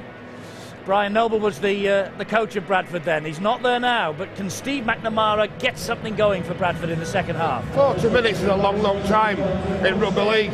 But tonight's first half showing, I can't see anything but a Wigan win. We've seen the 16 missed tackles. Steve McNamara will be looking at who's missed the tackles. Front rower, front rower, front rower. And Mickey Iam has spotted every mistake and gone, and he's hurt the Bradford defence massively. He has, and I wonder if he is doing himself a great favour here tonight, because we know Kieran Cunningham's not going to Australia and New Zealand for the Tri-Nations. There are stories knocking around that Terry Newton won't be on the plane either. I know there's Malcolm Alker at Salford, and you'll give him a big rap, but is Mickey Hyam doing himself a favour here? Absolutely, Mickey Hyam is a top quality performer. He's played at the highest level for a few years. He's played Test football in the past, and on that showing tonight, he's right up there with the very, very best. Absolutely, it's been almost a faultless display, Phil, from Wigan in the first half. I don't think they've played better this year. No, I don't think they have, probably. And although there has been a difference in the missed tackles, I think that the biggest difference for me is the speed of the play of the ball. Coaches often say, listen, if we can win that ruck area, we've got every chance, especially when you have a player like Mickey Hyam at the dummy half position. If your team are playing the ball 1 second quicker than their opponents, it means that the markers aren't back in position, and it means that you're going forward and they're constantly in reverse and clinging on for everything they can for the dear life. And that basically, in my opinion, is the story of the first half.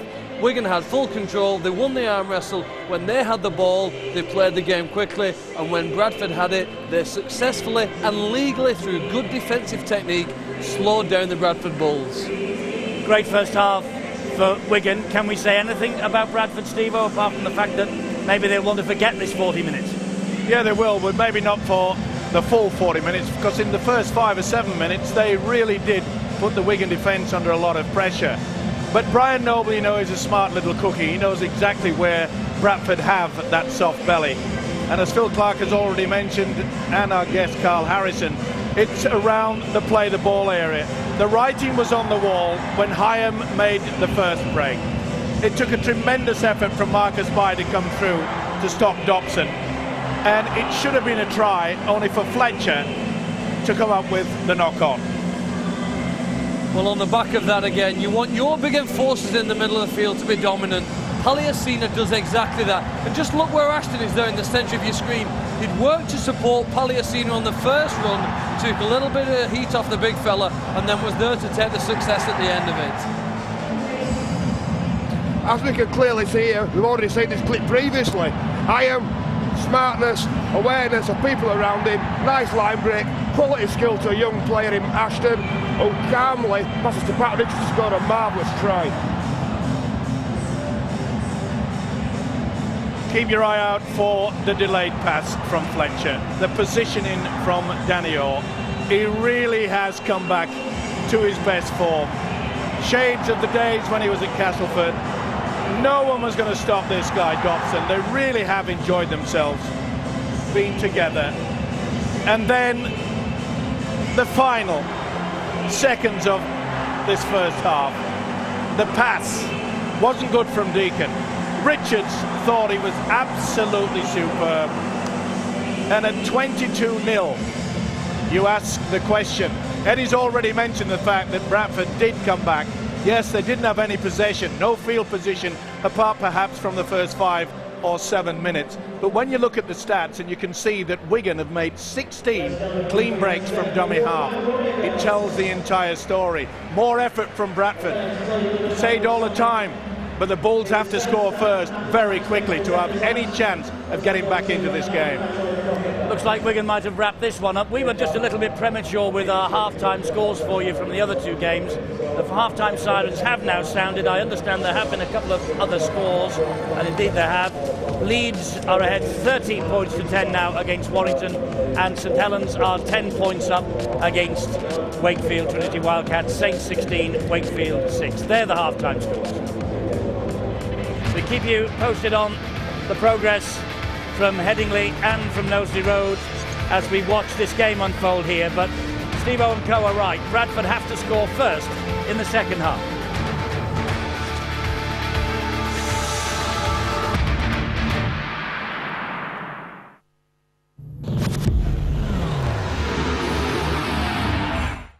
There's only one name that strikes fear in the Caribbean. Ain't you ever heard of Blackbeard? Scared to the seas. Blackbeard, a 2-part miniseries, starts Sunday at 9 on Sky One, also available in HD. Fall in love with driving again. Astra from Vauxhall. Something bad is about to happen. I can feel it. An island secret. Ryan, make it burn! She'll burn to death. Where evil is waiting. Wicker Man returns. Nicolas Cage. The Wicker Man at cinemas now. That's your home insurance application almost finished. So that's everything I want covered? No, it doesn't work like that. Sorry? It doesn't work like that. It doesn't work like that? No, it doesn't work like that. Well, I mean, how does it work then? Well, not like that. You want your cash covered at home? Yes, well, please. It doesn't work like that. What about your credit cards? You want them covered? Yes, of course. It doesn't work like that. So, things that I expect to be covered as standard aren't. That's exactly how it works. Thank you. Oh. The door doesn't work like that. That works like that. At Nationwide Building Society, our home insurance covers more as standard, and you could save over £100. Nationwide, proud to be different. What? A 250 grand game card, free inside Saturday's Sun? You want me to open it? Just match the boxes and you could win up to £50,000. Don't miss your exclusive Deal or No Deal game card starting only inside Saturday's Sun. We love it. Some yogurt drinks may help your heart in one way. Only Danicol combines 2 active ingredients. Omega-3 to help keep your heart healthy, and plant sterols, which are proven to lower cholesterol. Only Danicol helps your heart 2 times. I used to think it was pretty straightforward.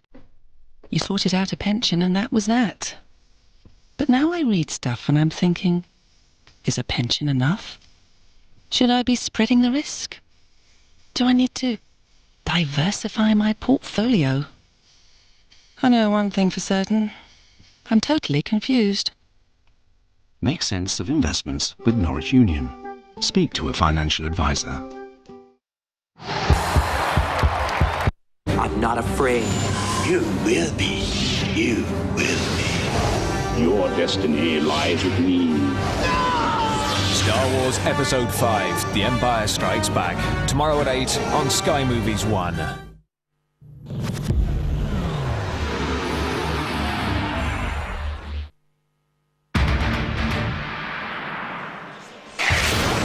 Over the next 7 weeks in Super League, there'll be joy for some, anguish for others. Tomorrow at 6, Sky Sports 2, a huge night at the Jungle. Castleford against Harlequins. Tigers need the points for survival. Quins, they don't want to be drawn back into this relegation scrap. The last weekend of the regular NRL season. Next week, they're into the playoffs there. In the morning, 10:30 Sky Sports Extra. Minor Premiers Melbourne take on Manly. On Sunday, Penrith, who aren't in the playoffs, face Canterbury, who are. 9:30 Sky Sports Extra again. Now, the score here at half-time, 22 points to 0 to the Wigan Warriors. Elsewhere, let's see how it's going. Same as it was at half-time. 30 points to 10 Leeds, 16-6 to Wakefield. This is what it means at the top of the table. St Helens, if they continue to win that match, will win the League Leaders' Shield tonight. Hull, Leeds will be just behind them in third. Bradford, well, there's a 6 points gap there. And Wigan, well, they're only 4 points behind Salford and Warrington, with 2 games remaining, but there's a long way to go. Second half's about to get underway here. Chris Ashton waiting to get us going again. 40 minutes for Bradford to come back off the canvas and do something, as they did here in February 2005. Let's go down to Bill Arthur on the sideline. He's got a great Wigan name of the past with him. Bill? Yes, Steve Hampson sitting alongside, and first of all, I don't think anybody, Steve, anticipated the Warriors being in this commanding a position at this stage of the game. Absolutely not. I mean, what a great start to the season, to the match. I mean, defence on Wigan has been absolutely awesome since Brian's turned up. He's made a good structure, and they're defending out of the skins. And they're taking their opportunities, and you must enjoy seeing Chris Ashton in action. Chris Ashton, what a fantastic young kid. I mean, he's absolutely awesome. But again, for me, the forwards are playing out the skin, the defence is playing well. It's brilliant.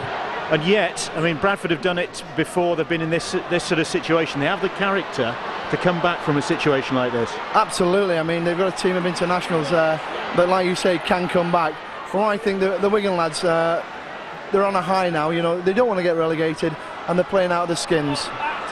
Just finally, you're here having been Thai boxing for an hour and a half earlier this evening. You've got smacked on the nose, haven't you? I'm afraid so. So my modelling career's over with now. I think it's time to hang up your gloves. Absolutely. I don't think his modelling career ever got going, really, but he looks all right, doesn't he, Hampo?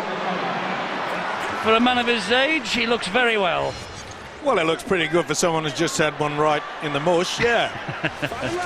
He's a good player. He was a great player for this club, great player for his country, and quite a character as well. Was he ever? Good to see him.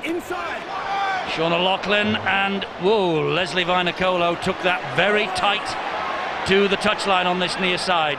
Spins it inside to Withers. Ball is dropped. Dobson!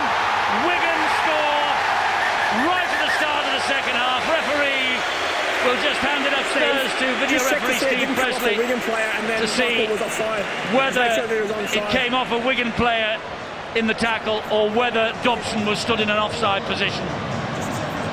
It's not been given yet. If it is, it's Dobson's second try of the match. Well, Dobson's in front on the kick, so he's got to allow him 10 metres. That's what the video ref will be looking at. Steve Presby will keep a keen eye on this. Now, as he's given him the 10. Now, that's all on, as far as I'm concerned, and I think he's lost it. Does he not come off Danny Orr's leg, though, and go forward to Dobson, and whether Dobson is then in an offside position? I know Withers clearly loses the ball because of her fantastic tackle. That for any youngster watching. Is it Wayne Godwin hits up underneath the ball? Look at the determination on his face and the leg drive. Well, it certainly does hit Danny Orr's leg, I suspect. So he's going to go for no try. Oh. The try is given. Dobson gets his second of the night. And Wigan are coasting. Well, he's certainly onside. That, there's little doubt, we saw on the wide angle. Dobson was in front, but once Vainicolo runs the required 10 metres, that's okay. But I'm with you, Phil. That appeared to come off the knee of Danny Orr. Not that his halfback Michael Dobson is complaining. It isn't just Salford the decision to go against. Well, the Bradford fans don't like it. They've seen what you've seen at home. See from a different angle, and I'm afraid Dobson was stood in front of Danny Orr. Don't get me going. Yes, Carl Harrison has his own views on video referee decisions, but I don't think there was anything that was too wrong with that. Do you? Seriously? You think he was stood offside? He was in front of Danny Orr. We've had so many tries. Or did Danny Orr, in chasing the loose ball, get alongside Michael Dobson and thereby play him onside? Watch this. Watch the position. Bang. Dobson is half a metre in front. He's offside. It's a penalty. Yep. It's on the scoreboard. It's fish and chip wrappers tomorrow. We all know that. Tries given. Fielden charging, marauding run.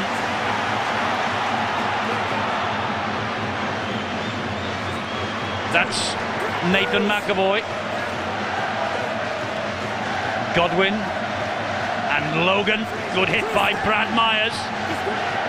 It's getting a bit of a nightmare for this Bradford outfit, and Steve McNamara, their young coach, will be wondering, because he knew that they had to produce something tonight. If they did that, it would have built their confidence, and maybe, just maybe, they could have gone on that magnificent run like they did last season. But I'm afraid, with this performance, no. They'll have time to regroup, but I just cannot see them getting out of this at 28-0.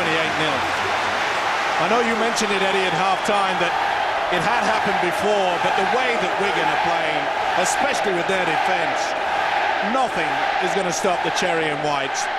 And with the majority of this 16,000 crowd behind them as well, it'll be very difficult for Bradford to come back from this, but this is a champion side, and champions sometimes play well in adversity, and 28-0 down. Now's the moment for Bradford to show their mettle. Van Genaar, oh, he lost that.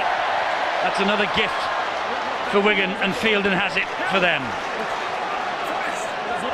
Godwin again, the dummy half. This is Scott Logan. Gets the ball away, but that was risky. Dobson did well.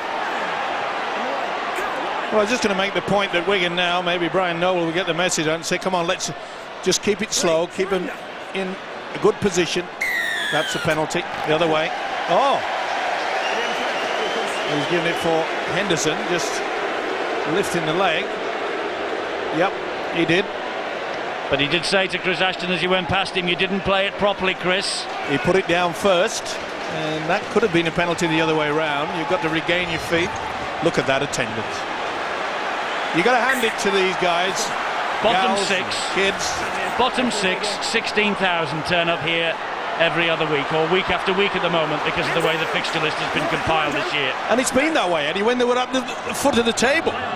Logan for Wigan, looking to really punish this Bradford side. Didn't like that from Henderson for some reason. Fielden is halted on the charge. Thought he'd lost it there, just regathered just in time. We'll play the ball, that's the Bradford try line. Here is Dobson, this is Orr. Owen Ashton's lost it. Vinocola was coming at him. Stand, David. Back, Danny.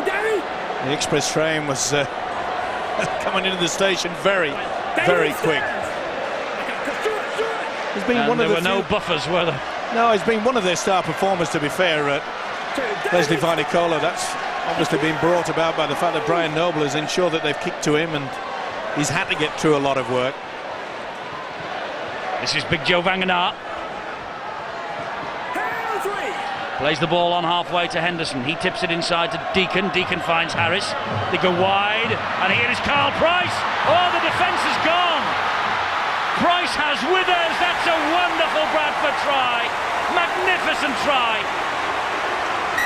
Carl Price just ploughed the way down that right-hand side, and Withers was in support, and Withers comes up with a try. Michael Withers on this, his 180th appearance. They've got nothing to lose if the Bulls just keep this ball alive, and they've stretched them. Use of the dummy runner back on the inside. Dobson just couldn't get low enough to Price. Great support by Withers.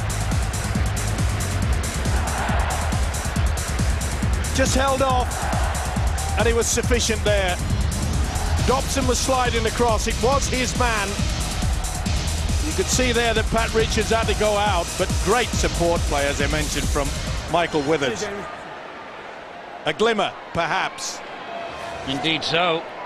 Wigan-born Paul Deacon agreed a new one-year extension with the Bulls recently. Adds the extras. 28-6. Michael Withers' try, Deacon's goal, gives the champions hope. I think Brian Noble will be disappointed that his side have just lost their concentration in the last few minutes. Some of the things they started to do with the ball, and now in fact the possession and positioning in defence. Michael Withers has shown that they have class, they can score tries. His third this season, and probably not enough for the fullback to really take them to the grand final. But the Wigan message will have gone back on. We need to do the things we did in defence that helped us be dominant in the first half if we want to continue to win this game. Michael Withers has just scored his 14th try against the Wigan Warriors in his career, and it has given Bradford a little bit of hope. And here comes Brad Myers again for them. Well, the key factor, Steve McNamara, their coach, will be fully aware of it, is that they've got to try to spread it out wide. It's a real first opportunity we've seen from the Bulls in regards to both Harris and Deacon combining as the link. Oh, went straight into that. Henderson felt it too. Yes, he did. Here is Chris McKenna just back on the field. Wigan trying to spin him over the line. He's lost it. Knock on. Danny Great Orr. defence again from Wigan. Danny Orr has run himself to a standstill. Look at that. You know, 18 months ago, Phil, you live in this area, they were wanting to axe him. They wanted to get rid of him. They said he's been an absolute mistake. More recently than that, and even a few of his colleagues here tonight, Pat Richards, David Violecki, they've also been on the wanted hit list from the Wigan fans to get rid of them from the club. But I just think Danny Orr's worked so hard, and he has had his criticism, but he's responded so well to it. That's just what you want to see as a coach. Bend your back, hit your opponent below the ball, and show some leg drive. It's why you spend hours in the gym lifting weights, and it's paid off for possession. Here's Harrison Hansen for Wigan now. 9th in a row for Hansen as the substitute. Fielden, what would he give? What would he give for a try tonight, this fella? And what would Bradford give to stop him? Well, that's another key factor. You see, there was 4 men coming to get to Fielden. That was an opportunity. Great kick, great chase by Richards. Marcus Spy, to be fair to him, did well, but it's a goal line dropout to Brian Noble's Wigan that will be coming at them from underneath the sticks by Bradford. It's just basics, but even basics, you know, if Brian Noble had been a chef, I'd be going to his restaurant time and time again. He just knows what to bring about. He gets the right ingredients, and he doesn't mess around. He gets down to the basics, the defence, make sure it's a good kick and chase, and they've got that. Goal line dropout, lands in the arms of Chris Ashton. Palliasina to run it back. Nearly carried Brad Myers back over the try line with him. I think a few of those Wigan fans behind the post started to worry then, didn't they? Here's Fielden. Good tackle on him though. And it's Myers again, who is getting through such a lot of work defensively for Bradford. It's Godwin now for Wigan. O'Loughlin attacking the line, little dummy. Brushes off one tackler, can't get away from the next. Godwin again, down the short side. Godwin! They spun him over the line himself. And Wayne Godwin, his 50th Wigan appearance, and he marks it with a try. Wayne Godwin with all the strength, and he was spun over the line by the Bradford defender, and he touches down for his first try for a while. We made the comment, when you've got a man like Mickey Hyam as a hooker to start, then you bring this guy on. It makes you wonder, where was all his form early in the season? Confidence, that was the word. The tongue was out. He was letting the Indians know that he's a chief, he's got the fort.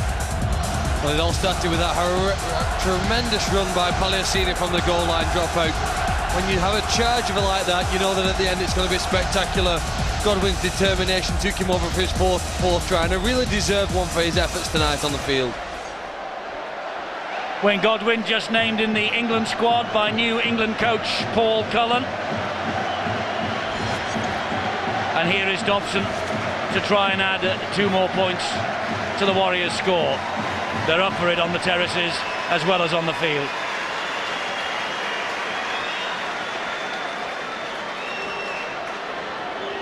Dobson from 20 metres out then, makes no mistake. 34 points to 6. That's been another great feature of the Cherry and White so far, the acquisition of Michael Dobson. And there's a try scorer, and the fans, they're ecstatic.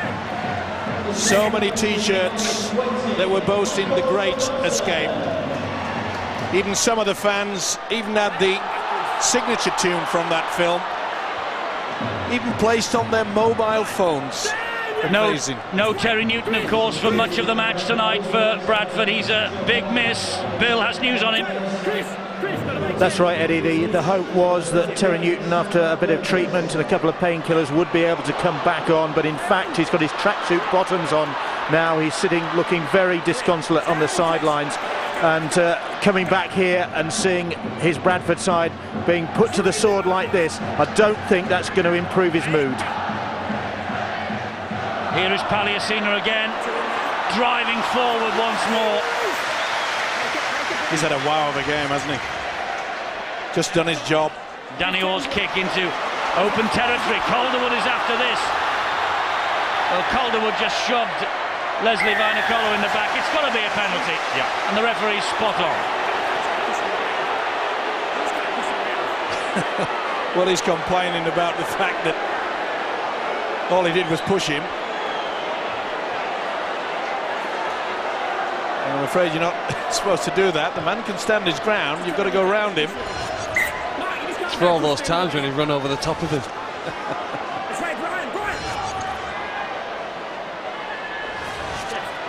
This is Sam Burgess. It's quite a match for him to come into, and that's quite a challenge that he had to take then from Brian Fletcher. Well, the first impact was on the shoulders, but it certainly finished up in the face of the youngster.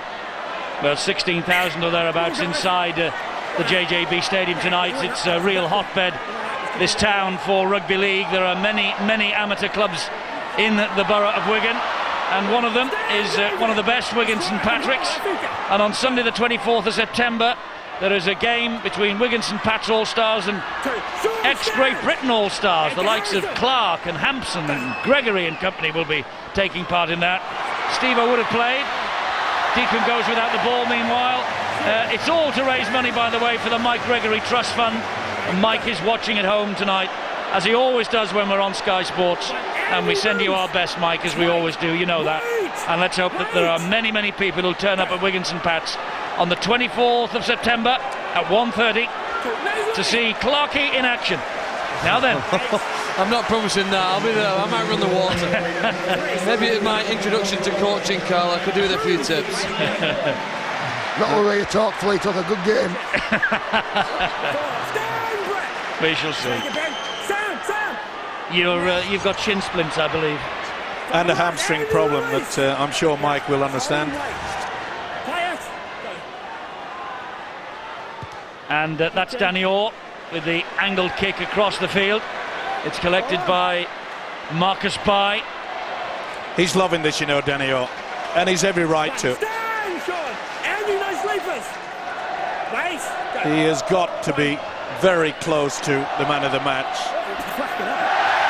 Nicolo, and Ashley Klein takes a tumble and falls on his backside.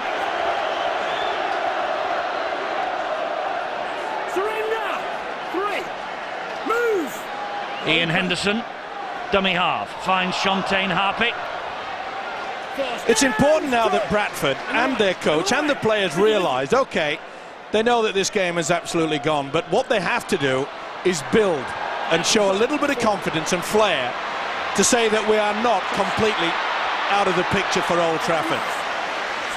Carl Price is a man who can do that for them. The last 20 minutes, they really have to fire.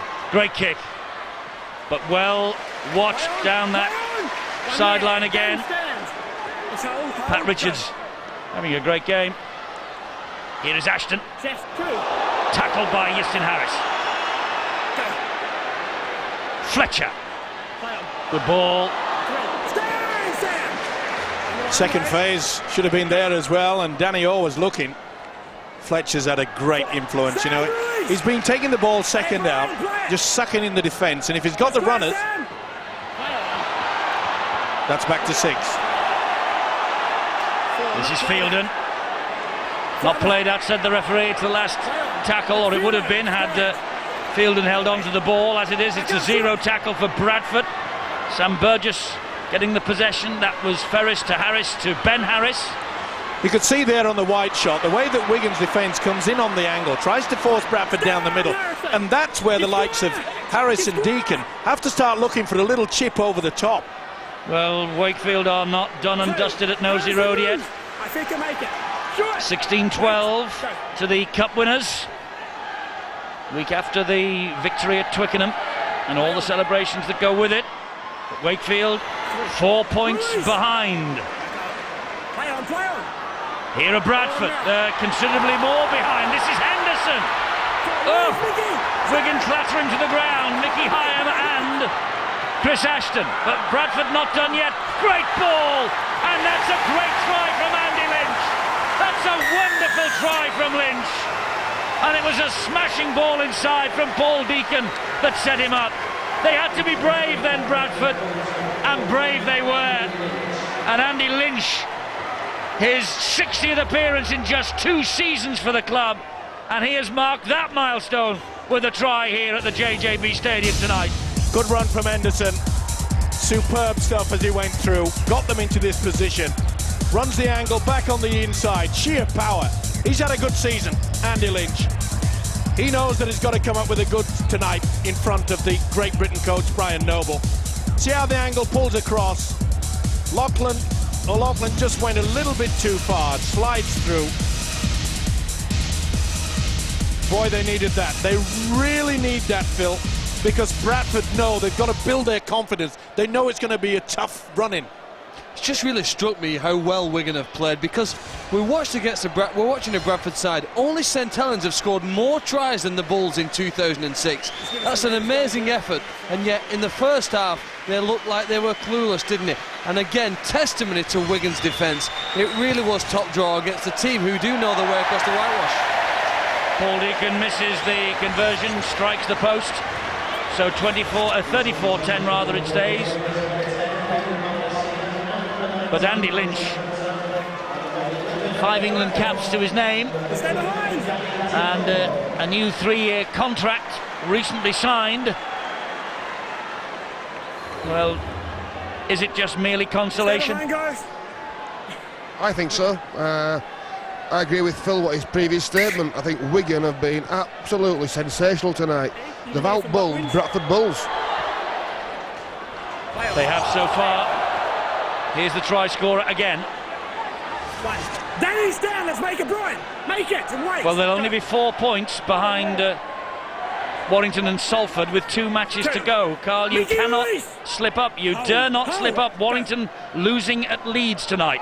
Salford in 5th. You can hear Wigan breathing down your necks. Well, we knew that. We knew there was going to be a charge. You know, Harlequins are there also, and Huddersfield, the team who played on Sunday. You know, they're in there. You know, every week there's something to play for this season in Super League, and it's a great competition. It's just a shame we have to lose one of these great teams this season, but that's the rules. Indeed so, and you go to Huddersfield on Sunday, having lost in the Cup quarter-final to them, so a score to settle. We certainly have. We've been there twice this season, and we've lost on both occasions, and obviously they want to win because, you know, they want to put the disappointment of Twickenham behind them. And well, if they don't, they're in trouble. Well, absolutely, especially now if Wakefield can sneak a result tonight and Cass beat the Quins tomorrow night. Hey, you just don't know. You just do not know. What a season. Wigan with 2 points in their pockets, but the match has still got 17.5 minutes to go. You cannot come up with mistakes like that. Not against Bradford. This is the champion team. And that's a point that Brian Noble will be getting out to his charge. He'll be saying, look, we've done all the hard work. Let's not just relax. Let's not show the rest of the world of rugby league that we can play football, but then put the cue on the rack. He's got to make sure that they start and finish with the same aggression, the same enjoyment. And it's been enjoying watching them. It must be enjoying playing with a team like this. Well, they started so well. They've kept it going. But Bradford are coming back at them here.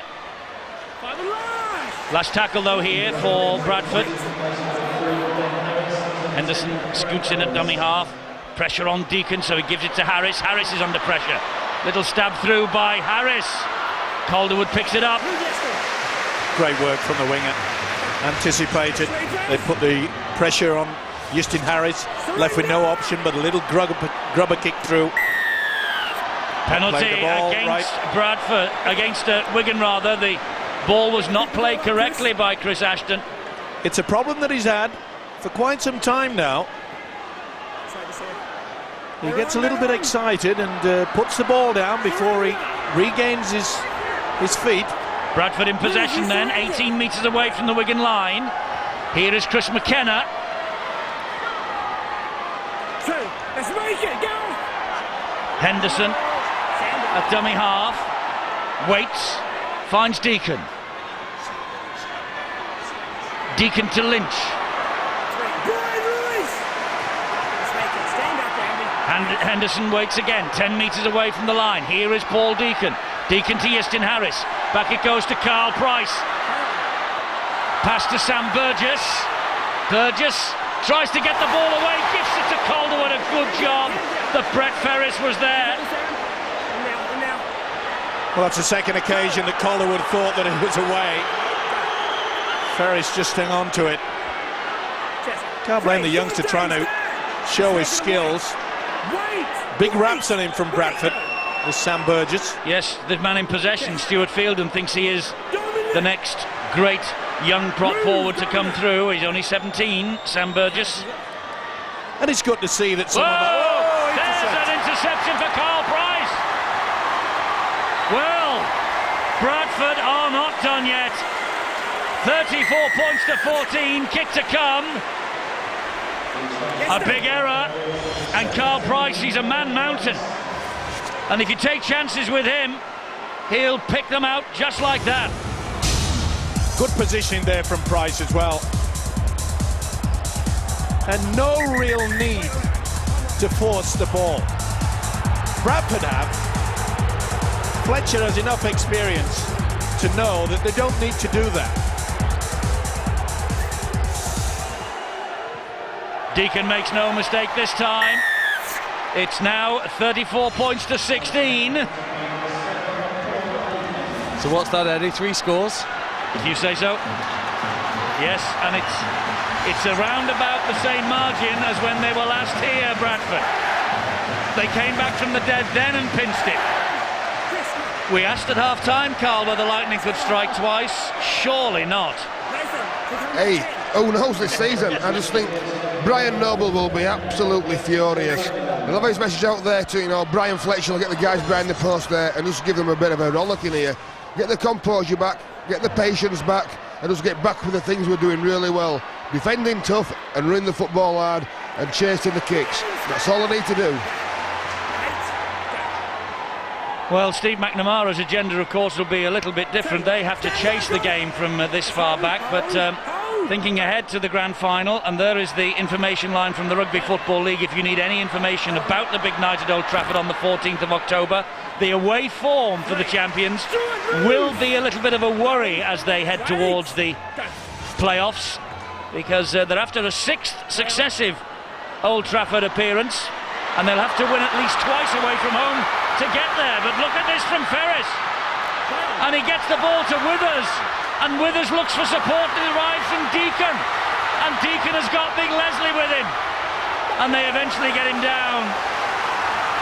But Bradford sweeping forward with Shontaine Harpy and Sam Burgess.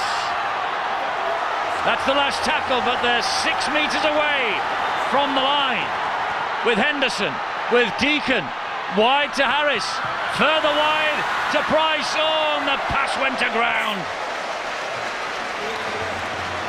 It's on the last. It'll be a relief from this Wigan outfit. Not the best, just lost control of it under the pressure of Dobson.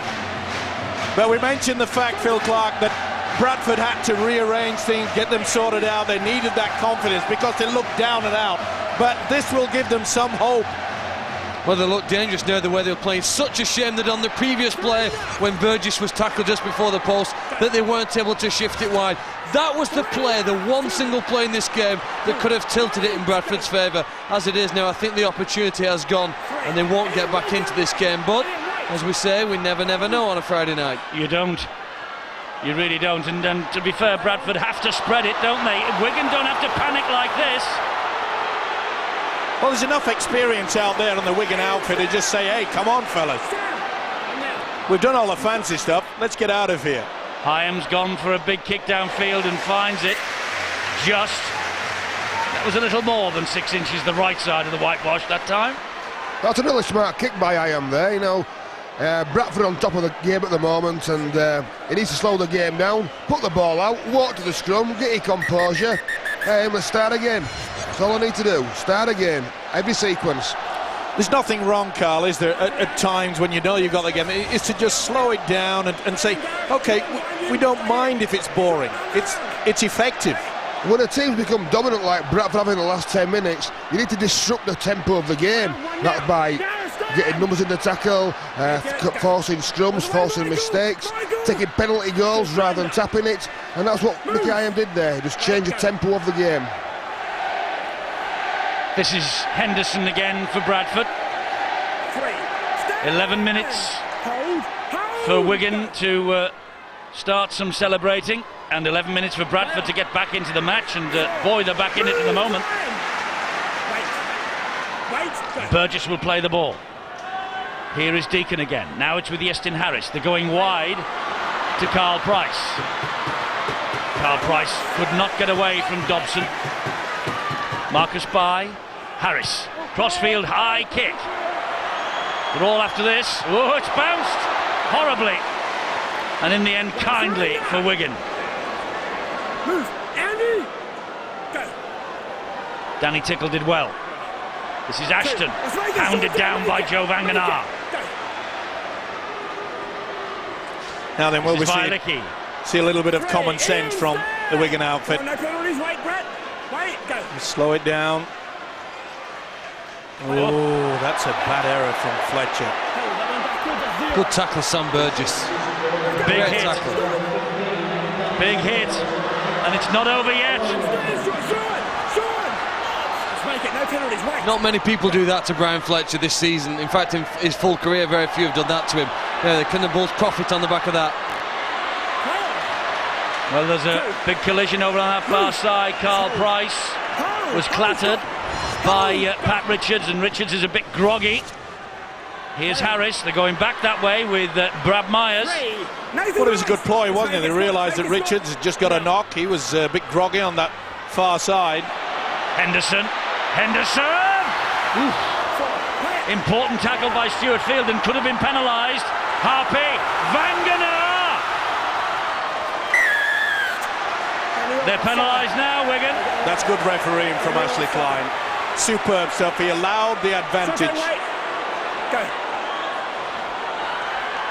So here come Bradford again. And looks like Wakefield's brave resistance is over. Looks like Leeds have won as well.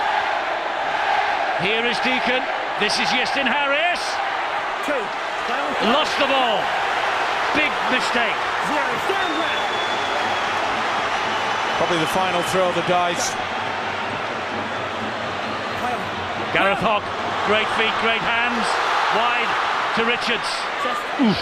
Marcus Bai deciding that Pat Richards was going nowhere. Oh, it's losing its temper. Gareth Hock didn't like it. Neither did Marcus Bai. Gareth Hock didn't like Marcus Bai's initial tackle. Referee's report from the touch judge will be interesting. Nothing wrong with it. Come on, mate. What do you got first? Well, Gareth Hock didn't raise a fist. Marcus Bai did. This will be a penalty, Wigan. That surprised me, Phil. Was it you? Well, actually, I think Gareth Hock's been put under a bit of a notice there, probably by Brian Noble and the Wigan club. Listen, control your temper. You're one of the best players, one of the best prospects in this country, but we need you on the field. I don't want to be driving you to the disciplinary committee. Absolutely, did really, really well there. Because he's a firebrand character. Well, he's got the penalties, Marcus Bai. Well, he should have as well, because he was getting into a position to get into play the ball area, and this fella just says, push him away, can't do it. It's amazing the amount of players that think that they can referee the game. Bradford just trying to turn the screw. Here's Andy Lynch. Good leg drive from Lynch. David, make it. 12 metres away. Bradford have had 10 penalties? Yep. I think when you analyse this game, and both coaches will do that, I think they have to say that they were beaten not only in the forwards by a Wigan outfit, but the two halfbacks, Danny Orr and Michael Dobson, have just completely overshadowed their opposites, Iestyn Harris and Paul Deacon. Sam Burgess has just lost the ball under the challenge from Sean O'Loughlin. A little bit high, I feel, as well. Big impact. He'll learn. Let's not waste time, though. It's a pretty difficult time to be picking up hints, though, isn't it? In front of a huge crowd and a scoreline of 34-16. But he hasn't shirked it, has he, Sam Burgess? Stand up, let's form this properly. Bradford's error count is nearly as big as their penalty count. Come and get it in. Time on. Out! Just over 6 minutes to go. Wigan had the game won by half-time, to be fair, didn't they? It was a great first 40. They certainly were. You know, they were smarter. I think they've been out-coached tonight, Bradford. The Wigan players have certainly taken their game plan on board better than the Bradford players took their game plan on board. And and made it happen. Played the game at higher tempo, defended a little bit tougher, and just made a little bit more clinical when it mattered. Well, they go to Harlequins next week, and then they have a home game to wrap things up, Wigan. But are they safe, Wigan, now, Phil, after this, do you think? I do think they're safe, yeah. There's so much momentum behind them. I think it's an unstoppable machine now that this Cherry and White outfit has become, and although they won't make the playoffs, they're going to make a difference about the playoffs. The confidence that teams may take into it, whether it be Harlequins or Hull, really, they're going to have a major impact. And to be fair, Phil, I think there's quite a few teams up in the top six who are saying, I'm glad that Wigan have not made the playoffs. Well, exactly. I think their first 40-minute display tonight was good enough to win the grand final. Obviously, they've not done that consistently enough this year to give themselves a chance in the playoffs, but they've shown on a one-off there for half a game at least. They are almost the best side here. And their points difference tonight has improved significantly because Wakefield has taken a bit of a dip at Knowsley Road. This is the last tackle here for Bradford. Almost time to announce the winner of tonight's Man of the Match award. We'll be doing that once we see what happens here. Gets the ball away somehow. Harris will put the kick into the corner. And it's well claimed by Pat Richards. Right, who has won the Sky Man of the Match award? Who gets the Gillette Sports Pack? Dave Hadfield. It's been an exuberant Wigan display tonight, although Carl Price has been giving him a bit of trouble late on in the game. A lot of good performances from the home side. Palliasina. I'm going to have to interrupt you, Dave, because there's a big chance here for Bradford. This is Harris. Here is Deacon. This now is Shontaine Harpy. Just held up short. It would make an interesting last five. Ian Henderson. They go wide. Ranganar is tackled. He gets it away to Henderson though. And Wigan, I think they've clattered Henderson. He's nearly lost the ball there. No, the referee says he has got it. Yestin Harris. Wide it goes on the bounce to Shontaine Harpy. He keeps it going to nobody in particular. It's soccer stuff now. Was he offside? Oh, there's a right shamozzle. Right. I think it was offside there. No love lost between Withers and Calderwood. Okay, let's get the Man of the Match verdict, Dave. Yes, I was saying Palliasina and Fielding in the thick of everything. Danny Orr, Pat Richards looking like the player who won a grand final last year. If we'd been voted after 25 minutes, would have been Mickey Hyam in a landslide. But over the 80, we've gone for the man. Scored his first tries for Wigan, kicked magnificently. His all-round involvement has been terrific tonight. Michael Dobson. And that decision is warmly greeted by the majority of the 16,000 crowd in here. Here is O'Loughlin. Well, it's given them something to talk about. I think if we're going to give it to one particular player from this Wigan outfit, it would be extremely difficult because in that first 40 minutes it was sheer teamwork. Backing up the man with the football was outstanding. So it is difficult, I know. And you've got to say that the heart of everything has been the two half-backs. And Stuart Fielden makes his exit. It's been a great 77.5 minutes for him and for Wigan. And certainly when he arrived at the club, Wigan's fortunes turned around. I'm really pleased with Michael Dobson. We've got Man of the Match there. People don't realise, maybe, who are not involved with the game, how hard it is for a little man to defend somebody like Carl Price, who's 6'7" for 40 minutes. It's really, really difficult for him. Look at that defence from Wigan. Fantastic. Against one of the biggest players in the business, Big Leslie. Well, as we were going to the half-time break into the studio, Eddie, there was quite a lot of the Wigan fans saying, Brian Noble for mayor. I think you might throw the Pope in with that. He has turned them around. That there is little doubt. Arms around, Brian, arms around. He has. Hey, Joe. They've probably been saved from relegation. Here's a question for you. We have a contender of Coach of the Year with us in Carl Harrison. Brian Noble, Coach of the Year, Steve-O. It's going to be difficult, isn't it? The way that Anderson has done well at St. Helens. Very difficult, but it always is. Mind you, there's some who haven't got the resources that Wigan have, to be fair. And when they wrote the cheque to Bradford for Stuart Fielden, Oh, it certainly I think helped. that was the moment when they could start thinking maybe they were going to stay up. Yep. Although this team needed coaching. It certainly did. And on top of that, Michael Dobson, who I can assure you had a few noughts less on his contract than what Stuart Fielding had. He has been really instrumental, and not only from his own personal point of view, his own play, Michael, but the way that he's injected Danny Orr into the game. Here's the man of the match, going in for a hat-trick in the corner. Michael Dobson, hat-trick. Wigan will be back in 2007. Brian Noble has engineered the victory against his former club. It has been a season of trial, tribulation down here at the JJB Stadium. But now I think they can start to breathe easy. Dobson's hat-trick, right on the stroke of full time.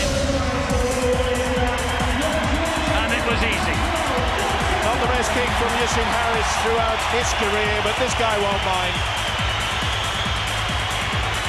Hat-trick time. It's always a great feeling for any rugby league player. Doesn't come often, but when it does, you celebrate. And I think Mr. Dobson will be as happy as those guys up in that stand. Well, a hat-trick and a man of the match. It's a memorable night for young Michael Dobson. It's payback time for the Wigan players and the Wigan fans. You know, the Wigan team stood behind their own post often enough in the first half of this season when they conceded try after try after try. Now it's their turn to have some fun. Go over the whitewash, get a chance to kick the goal and wave at the crowd at the end of the game. What a turnaround. 38-16, this for 40 points to 16. Remember, it's the champions they've beaten tonight. A significant result for Wigan. Significant because it means they are safe. We think so. 38-16 it will stay. And Michael Dobson's hat-trick in the man of the match, and a victory well deserved. Certainly, they were superb for 40 minutes especially, and they slogged it out. And here's one for you, Eddie. Michael Dobson, what a job he did with the French side, Le Catalan. Took over from Stacey Jones. What a job has he done here. He has to come into contention for Man of Steel. He really has. 22 points for Michael Dobson tonight. 3 tries and 5 goals. There is Brian Noble. Has he kept them in the Super League for next year? Bill. Brian, a pretty satisfactory performance, maybe apart from 10 minutes when they switched off, but otherwise it was pretty effective. I thought the players were terrific. I thought they applied themselves really well, and it's a measure of how far they've come along. They'll be disappointed with some parts of the second half, the way we played, and that's full credit to Bradford. We got a bit of a start, and they really came back at us. I think that tackle towards the end on Leslie Vainicolo down here probably summed up the effort, the commitment. Well, they've been working really, really hard, and you know we managed to get Leeds the other week, and I think Bradford have still a chance at the grand final. I think they're a terrific team, obviously, but I just think it's a mark of how much we've improved in relation to where we're going to. Do you sometimes, when they put on a performance like that, think what might have been? You know, could you have made the playoffs? We're still not mathematically sure of staying in this competition yet, are we? So let's keep our feet on the ground and just keep playing the way that we're playing. We have some quick, speedy people with good skill. I still think some of our decisions were ordinary, but that's not taking it away from the boys. They should be very, very proud of their efforts over the last 3 months. It's all down to the players. Thanks, Brian. And the man of the match with a hat-trick, Michael Dobson.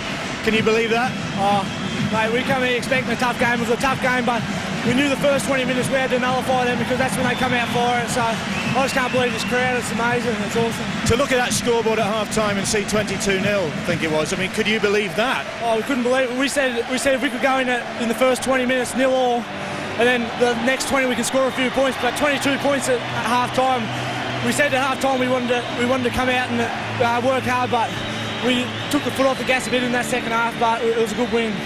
Well done on the hat-trick. Well done on the man of the match performance, Vic. Thank you. Well, Wigan have now won 9 out of 10, and they're going to obviously enjoy this moment, but they might look back to June the 18th when all the dust has settled on 2006. Castleford and Wakefield had both won that same afternoon. Wigan went out and beat Catalan Dragons 24 points to 18. It ended a 6-match losing sequence, and frankly, they haven't looked back since. Wigan looks safe.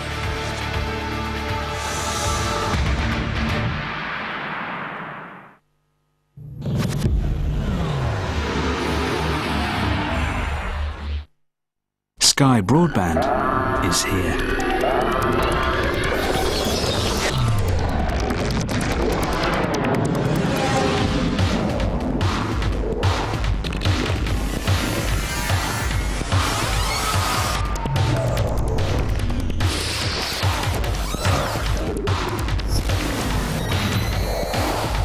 To get the most out of Sky with Sky Broadband, press red.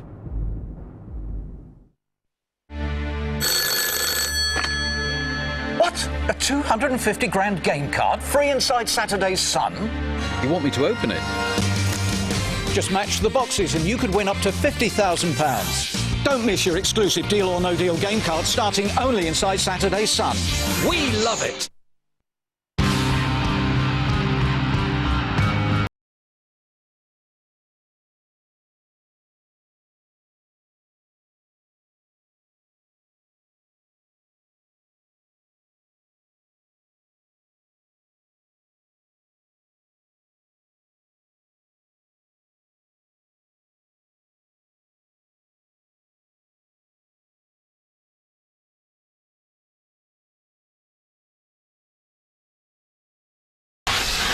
I've got 5. I've got 4. I've got 6. I've got 7. I have got 6. Why don't you have? I've got 4. I've got 6. Fabulous game. Got 4 or more years no claims? Issue will only take on drivers like you, so you don't pay for other people's mistakes. Call 0800 030 4444 or visit issuer.com. I've got 7. Yes, I have. Haven't I? I'd no idea the acid in some food can wear away the enamel on your teeth. New Enamel Care from Arm & Hammer is the first toothpaste with liquid calcium to help restore and strengthen your teeth's enamel surface. Straight away they felt so clean, and after a couple of months, really white. Brilliant. New Enamel Care from Arm & Hammer. British Airways World Offers is now on.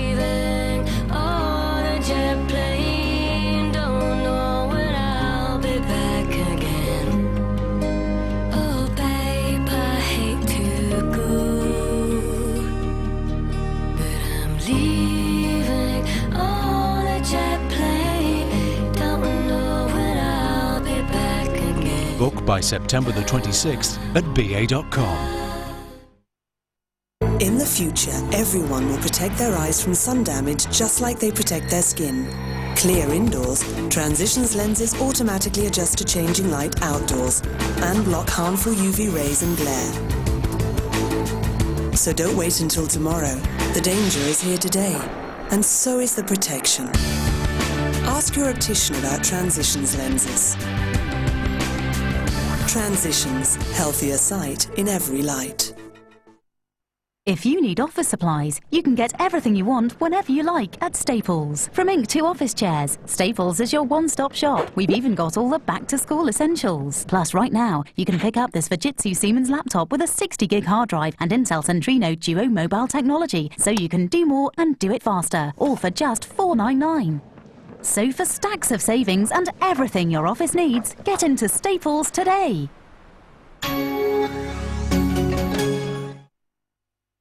Something bad is about to happen.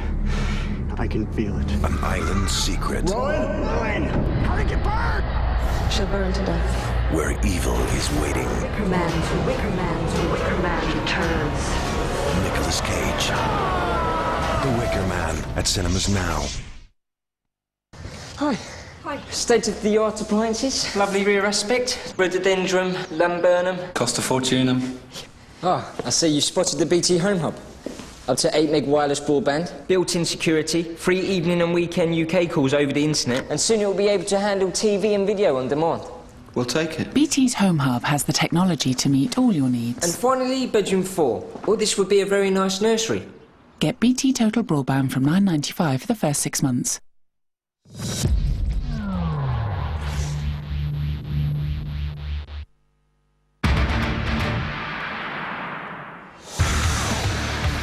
So, significant night. Remember, 100 years to the day since 13-a-side rugby was introduced in this country.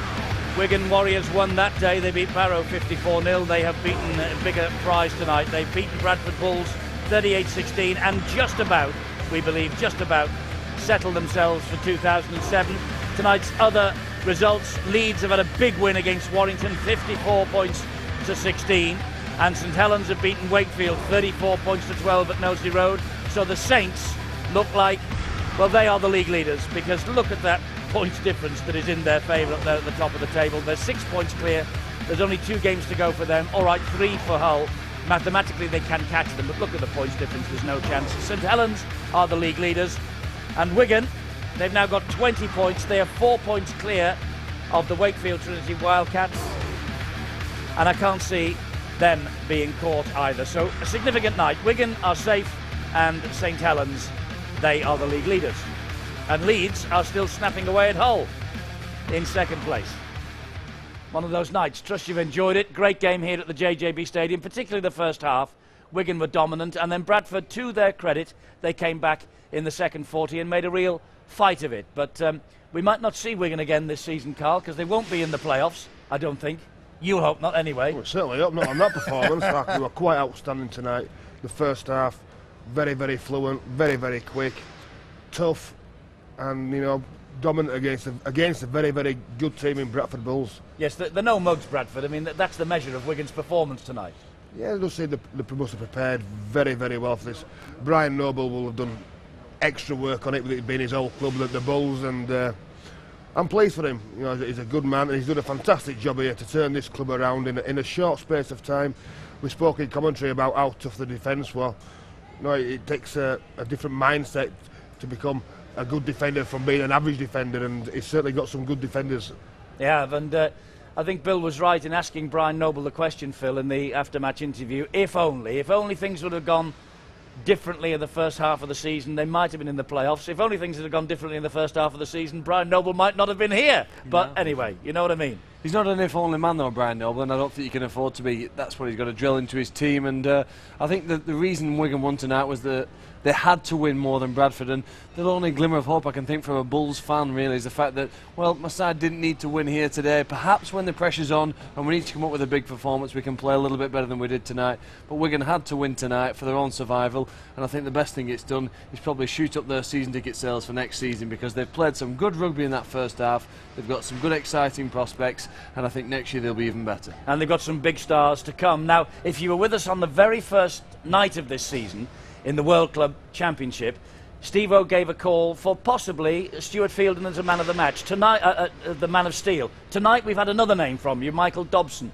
Seriously, you think Michael Dobson is a contender for the man of steel this year? Oh, without a doubt. I mean, you know, there are a lot of past former players who suggest that really a coach doesn't make all that difference. Well, tonight I can assure you that Brian Noble knew exactly what he was doing.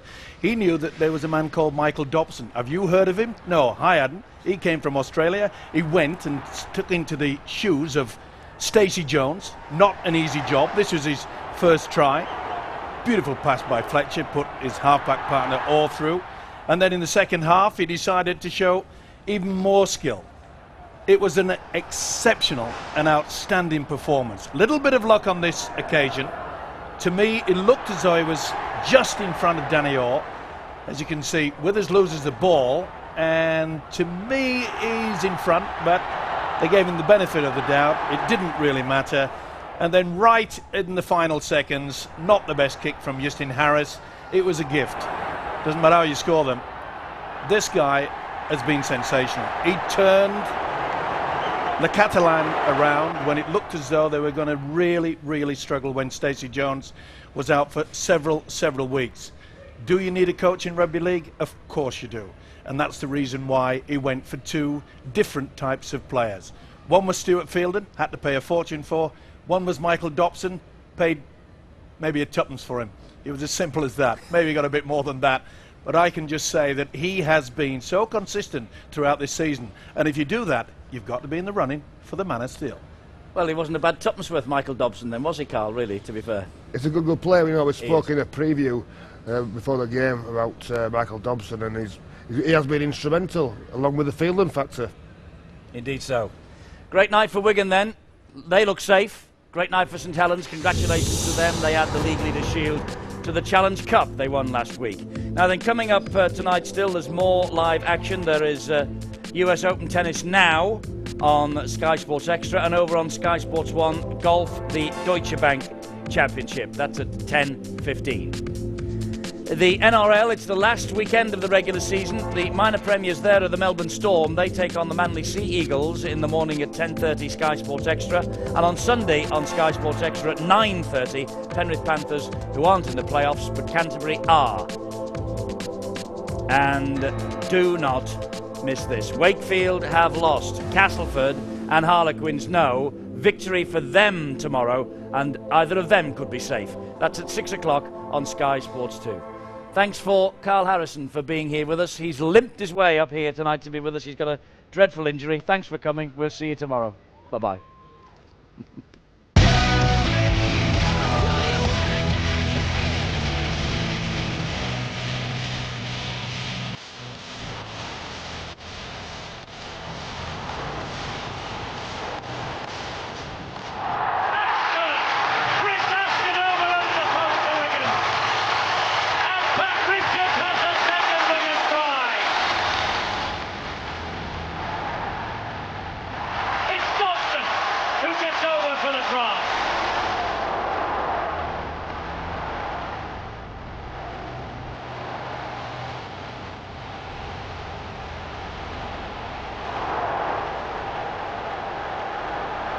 House Withers, that's a wonderful Bradford try. He is the man of the match, going in for a hat-trick in the corner. Michael Dobson, hat-trick. Wigan will be back in 2007.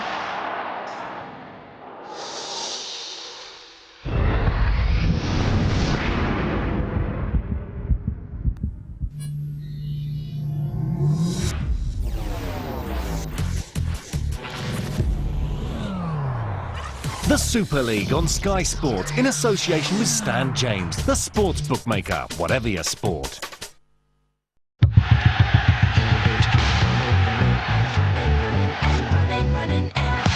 can run, but you can't hide.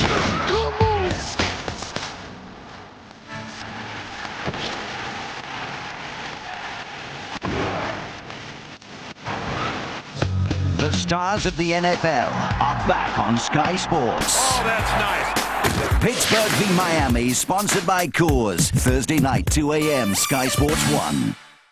I paid for this holiday with the money I saved in the Harvest Summer Sale. The sun's gone in. Sale extended, but must end Monday 8 p.m. From the creator of the Bourne Identity. Tell me about the virus. Bioterrorism has become a reality. The Hades Factor, out Monday.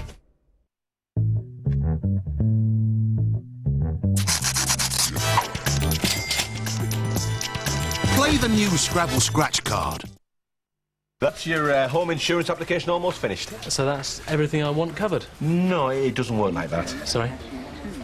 It doesn't work like that. It doesn't work like that? No, it doesn't work like that. Well, I mean, how does it work then? Well, not like that. You want your cash covered at home? Yes, well, please. It doesn't work like that. What about your credit cards? You want them covered? Yes, of course. It doesn't work like that. So, things that I expect to be covered as standard aren't. That's exactly how it works. Thank you. Oh, the door doesn't work like that. That works like that. At Nationwide Building Society, our home insurance covers more as standard, and you could save over £100. Nationwide, proud to be different. Say hello to the new dairy-free, caffeine-free, coffee-free Slappuccino. Strongbow taste that hits a little deeper.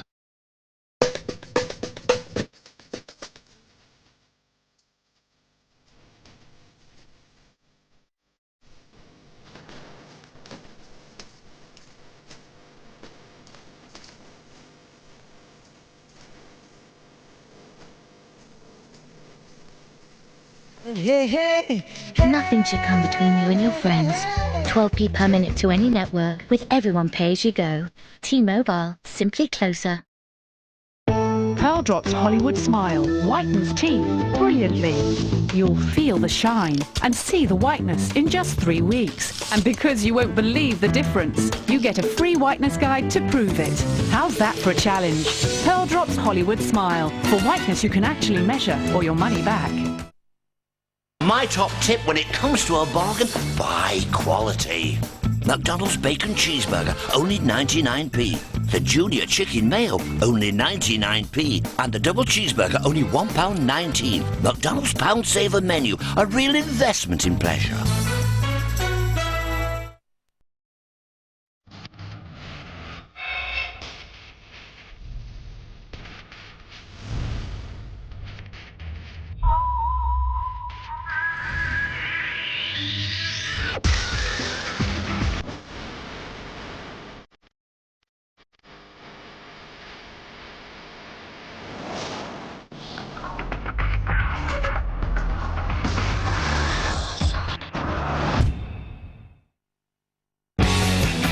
Tomorrow, live cricket, England-Pakistan at 10 on Sky Sports 1. Live football, Czech Republic-Wales at 7, also on Sky Sports 1. And Scotland-Faroe Islands at 2:30 on Sky Sports 2. All the shows, all the time, only on Sky Sports.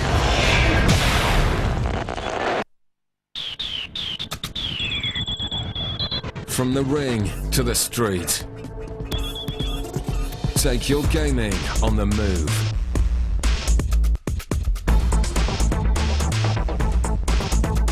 WWE with Disney Pixar Cars for DS. The following programme is a post-Watershed production. It will contain scenes and storylines not suitable for children, and some of the content may also be unacceptable to other viewers. This programme also contains strobe lighting effects. Get out, break it down, break it room, break it round, land on ship, now it's gone, a new day, a new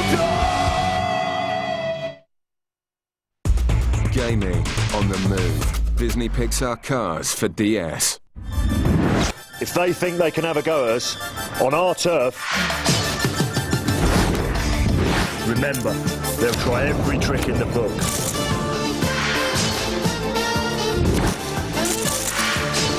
Get amongst it, or we'll be left for dead. Doesn't matter how hard they are. Trespassers will be prosecuted. Turf Wars from the Guinness Premiership kicks off Sunday at 1 on Sky Sports.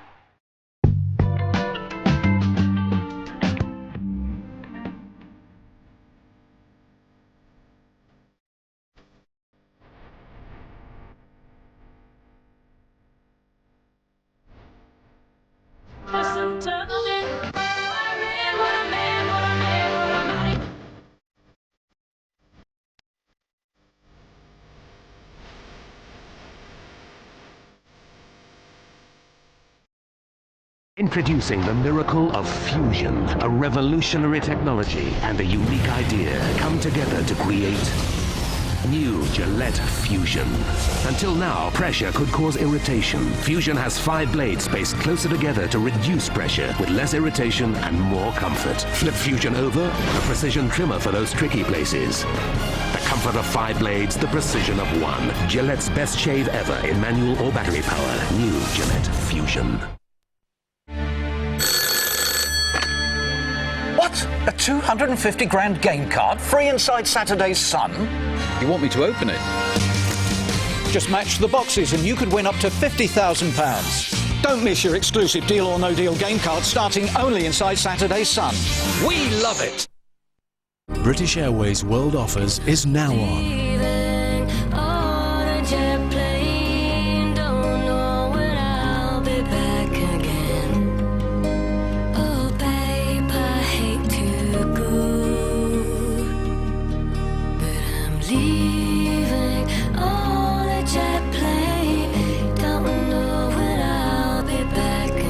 Book by September the 26th at BA.com. I've been poisoned with some kind of Chinese synthetic. If you stop, you die. Your whole crew is history. Crank. The classic John Wayne collection. His greatest movies on digitally remastered DVD. Issue 1 at newsagents now for just $2.99. It's ready. Introducing Gillette Fusion Hydrogel. Fusion's hydrating emollients and lubricants form an invisible layer that protects your skin from the first stroke to the last, adding comfort to your shave. New Gillette Fusion Hydrogel. Welcome to the 3rd Street Saints.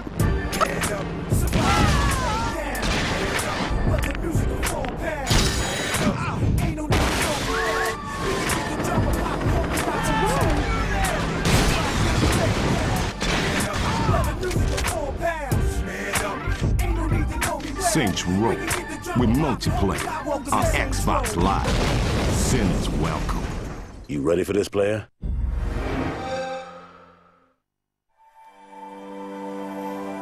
If you want £50 of Marks & Spencer's vouchers to add a little fizz to things, introduce a friend to Sky.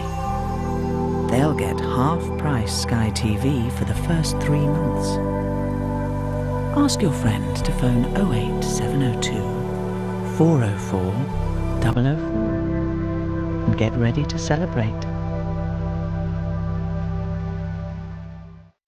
80 celebrities with a boyhood dream.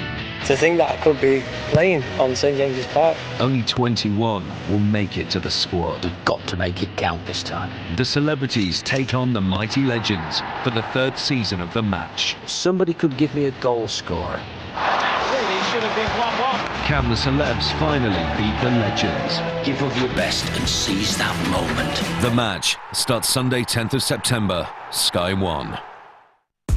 Gaming on the move. Disney Pixar Cars for DS.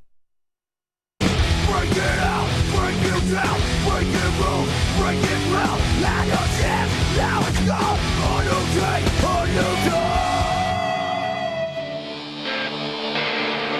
And from Raleigh, North Carolina, weighing in at 215 pounds, is the longest reigning champion in sports entertainment, and the cruiserweight champion of the world, Gregory Helms.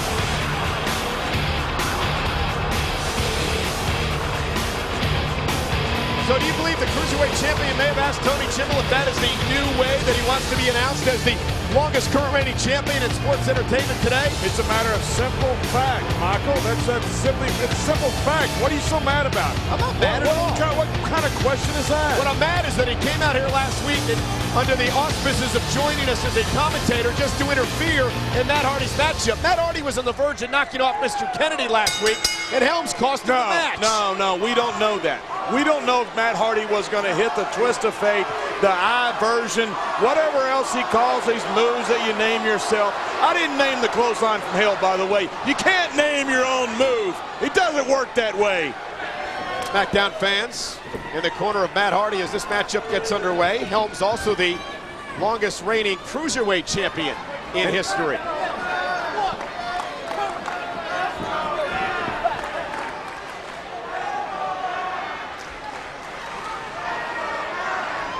And here is the power and elbow tie-up into the side headlock by Matt Hardy. You watch Scooby-Doo. And sometimes in my pajamas, eat my Count Chocula. And Matt Hardy knocks Gregory Helms down off the shoulder. There's another takedown. In your Headlock pajamas. takedown. In my pajamas. By Matt Hardy. You wear pajamas. Let me call the match, please. You wear pajamas. Yes, I do. So what's to wrong eat with your that? Count Chocula. You gotta watch my cartoons. God, your parents know. Oh, look at cruiserweight champion taking Matt Hardy down and goes to work now on the left arm. These two men, these two superstars, Hardy and Helms, know each other very well. They were brought up in the business together. Shoulders down. Gregory Helms sneaks out of it, once again grabbing the leg of Matt Hardy. It was a friendly rivalry, Michael. It has not become friendly anymore. It is simply a rivalry. These two guys who grew up together, started this business together, now are intent on finding out which one is better than the other one. But we still have no explanation of why Gregory Helms interfered in Matt Hardy's match last week. He really didn't give us any hints on commentary. What more do you need there, Sigmund Freud? The guys grew up together. They've got a rivalry. They want to know which one is better. They want to go home to their buddies at the sports bar. Of course, Matt probably doesn't go because he's on his little computer grabbing about his lost girlfriend. want to go to a sports bar and brag about the fact that one beat the other. And Matt Hardy, if you wanted to bar all the time in your pajamas with eating Count Chocula with freaking Vito, you would know that. Matt Hardy, fruit booty. Hammering away at Gregory Helms, driving the Cruiserweight champion into the corner. Again, Matt Hardy with revenge on his mind here tonight against the Cruiserweight champion. There's the high elbow, dropping the elbow for Matt Hardy. Into the cover, hook of the leg, and a kick out. I'm going to tell you, SmackDown fans, it has been an exciting week. If you watched Raw this past Monday night, John, you heard the news, the possibility that John Cena could indeed be joining us here on SmackDown in the near future. I did watch Raw. Wait a minute, shoulders down, Matt Hardy may have him here in a kick out. I did watch Raw from my Wall Street office, seeing as I'm a senior VP of a major investment bank, and I did notice that Cena could be coming to SmackDown. But let me tell John Cena something. John Cena could be going from the penthouse to the outhouse. SmackDown will have people gunning for him like he never believed. For his own safety, he better stay on Raw. Matt Hardy with the right hands, misses with the left, and hung up on the top rope by the Cruiserweight champion is the ever-resilient Gregory Helms. Helms bounces off the ropes. Hardy knocked off the apron, head first off the barricade. And ladies and gentlemen, there is a reason that Gregory Helms is the longest reigning Cruiserweight champion of all time. Yes, there is. He is a champion of champions here at SmackDown. One thing I like about this, Gregory Helms has really not had anybody make him step up to the level he should be at. Neither has Matt Hardy. Look at this. That's the collision, and Matt Hardy's jaw bouncing right off the barricade. They came out here on SmackDown tonight for one reason. That is to beat the hell out of the other one. That's what this sport is about. That's what this sport needs. Gregory Helms quickly into the cover, hooks the leg, looking at Hardy here in a kick out. One thing about Gregory Helms, he really doesn't fit the mold of what you would think about as a cruiserweight. Very vicious, he's tough, he uses the power game, he can also fly around the ring, and there's a swinging neck breaker. And you remember this, Rey Mysterio was once a cruiserweight. He became the world champion. Cover again by Helms, forearm the face kick at it too as the SmackDown fans continue to back Matt Hardy. Helms stepped up against the 300-pound Buffalo Chip Indian Tatanka a few weeks ago and defeated him. This guy cheated. Snapmare takedown. Wham. Referee missed the call in the Tatanka match as Gregory Helms continues the pressure on Matt Hardy. These two men evenly matched. How do you type on WWE.com with that hammer and sickle? There's some communists. Always wham. I want the referee to do this. I want government to do this. Sometimes you got to make it on your own. Sometimes you got to make your own damn rules, Michael. And quit crying about the referee. Quit making excuses for Tatanka or anybody else. He made a career out of bending the rules. And look at this.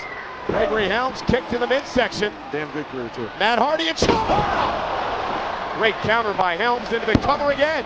Shoulders down, kick at it too by Matt Hardy. And perhaps the Cruiserweight champion Gregory Helms becoming a bit frustrated. Triangle choke. So this could be it. Helms loves to ground and pound. He loves to get a guy down. He loves to find a joint. He loves to manipulate it. He loves to make a guy tap out. Right now, he's trying to choke out Matt Hardy, which is, again, atypical of a normal cruiserweight. Very atypical. That's what I like about him. That's why he's the longest reigning cruiserweight champion. Look at that. In history. Matt Hardy scooting out of the move. Once again on the attack, driving blows to the back of Gregory Helms. Matt Hardy driven into the corner. Get out of the corner, guys. Referee Chris Kay showing instructions at the two superstars as Helms buries shoulders into the gut of Matt Hardy. And we are slowly seeing a fight develop. These two guys do not like each other. These two guys beat the hell out of each other. Goodbye, head. Explosive clothesline by Matt Hardy. And speaking of two men who don't like each other, later on tonight, the contract signing between Batista and King Booker for that championship match next week as we again watch the impact by Matt Hardy. King Booker easily defeated Batista at SummerSlam. It's going to be interesting to see what he does tonight. Matt Hardy back to his feet. Right hand delivered to the jaw of Gregory Helms. And the Cruiserweight champion and Matt Hardy exchanging blows. What Matt Hardy has needed his entire career since he has come back from his hiatus is a wake-up call. He is a main event waiting to happen. Maybe this is his wake-up call. The past couple of weeks, Matt Hardy has been more intense than ever. Side effect by Matt Hardy. into the cover. Cruiserweight champ in trouble. Hook of the leg kick at it. 2.5 by Helms. And expect now fans thought Matt Hardy had picked up the victory there. You win fights by beating a guy until you can pin him. It's that simple. It's nothing fancy. It's nothing pretty. It's simply win-loss records. That's what Matt Hardy has to get through his head. And quite frankly, that's what Matt Hardy has the talent to do. They should have picked up a win last week if it wasn't for Helms. Oh, man. There you go again. Face first it's goes W&Ls. Shooting the half cover. Hooks the leg and 2 and a kick out at 2.5. Again by Helms. Champions find ways to win. Look at Tiger Woods this past weekend. Double bogey after double bogey, and he wins. Champions find way to win. Matt Hardy's second rope. Cruiserweight champ to his feet. Trying to elbow is Hardy. Right on the noggin. This right here is Hardy's only weakness. He plays to the fans. Gregory Helms going for a quick one here. He's got the tights. Helms has got the tights and a kick out at 2. Helms tried to steal one. Hardy again going for the twist of fate. Gregory Helms driving Matt Hardy to the mat below. This should be it. Cover. Good Shoulders night. down. No, he didn't get him. He didn't get him. At 2.5, that was a slow count. That was a slow count. Teddy Long should fire that referee. So now who's complaining about the refs? Oh, high elbow by Matt Hardy to the jaw of Gregory Helms. Matt Hardy to the top rope. Went for the moonsault. Helms rolled out of the way. This could be the opening that Helms needs.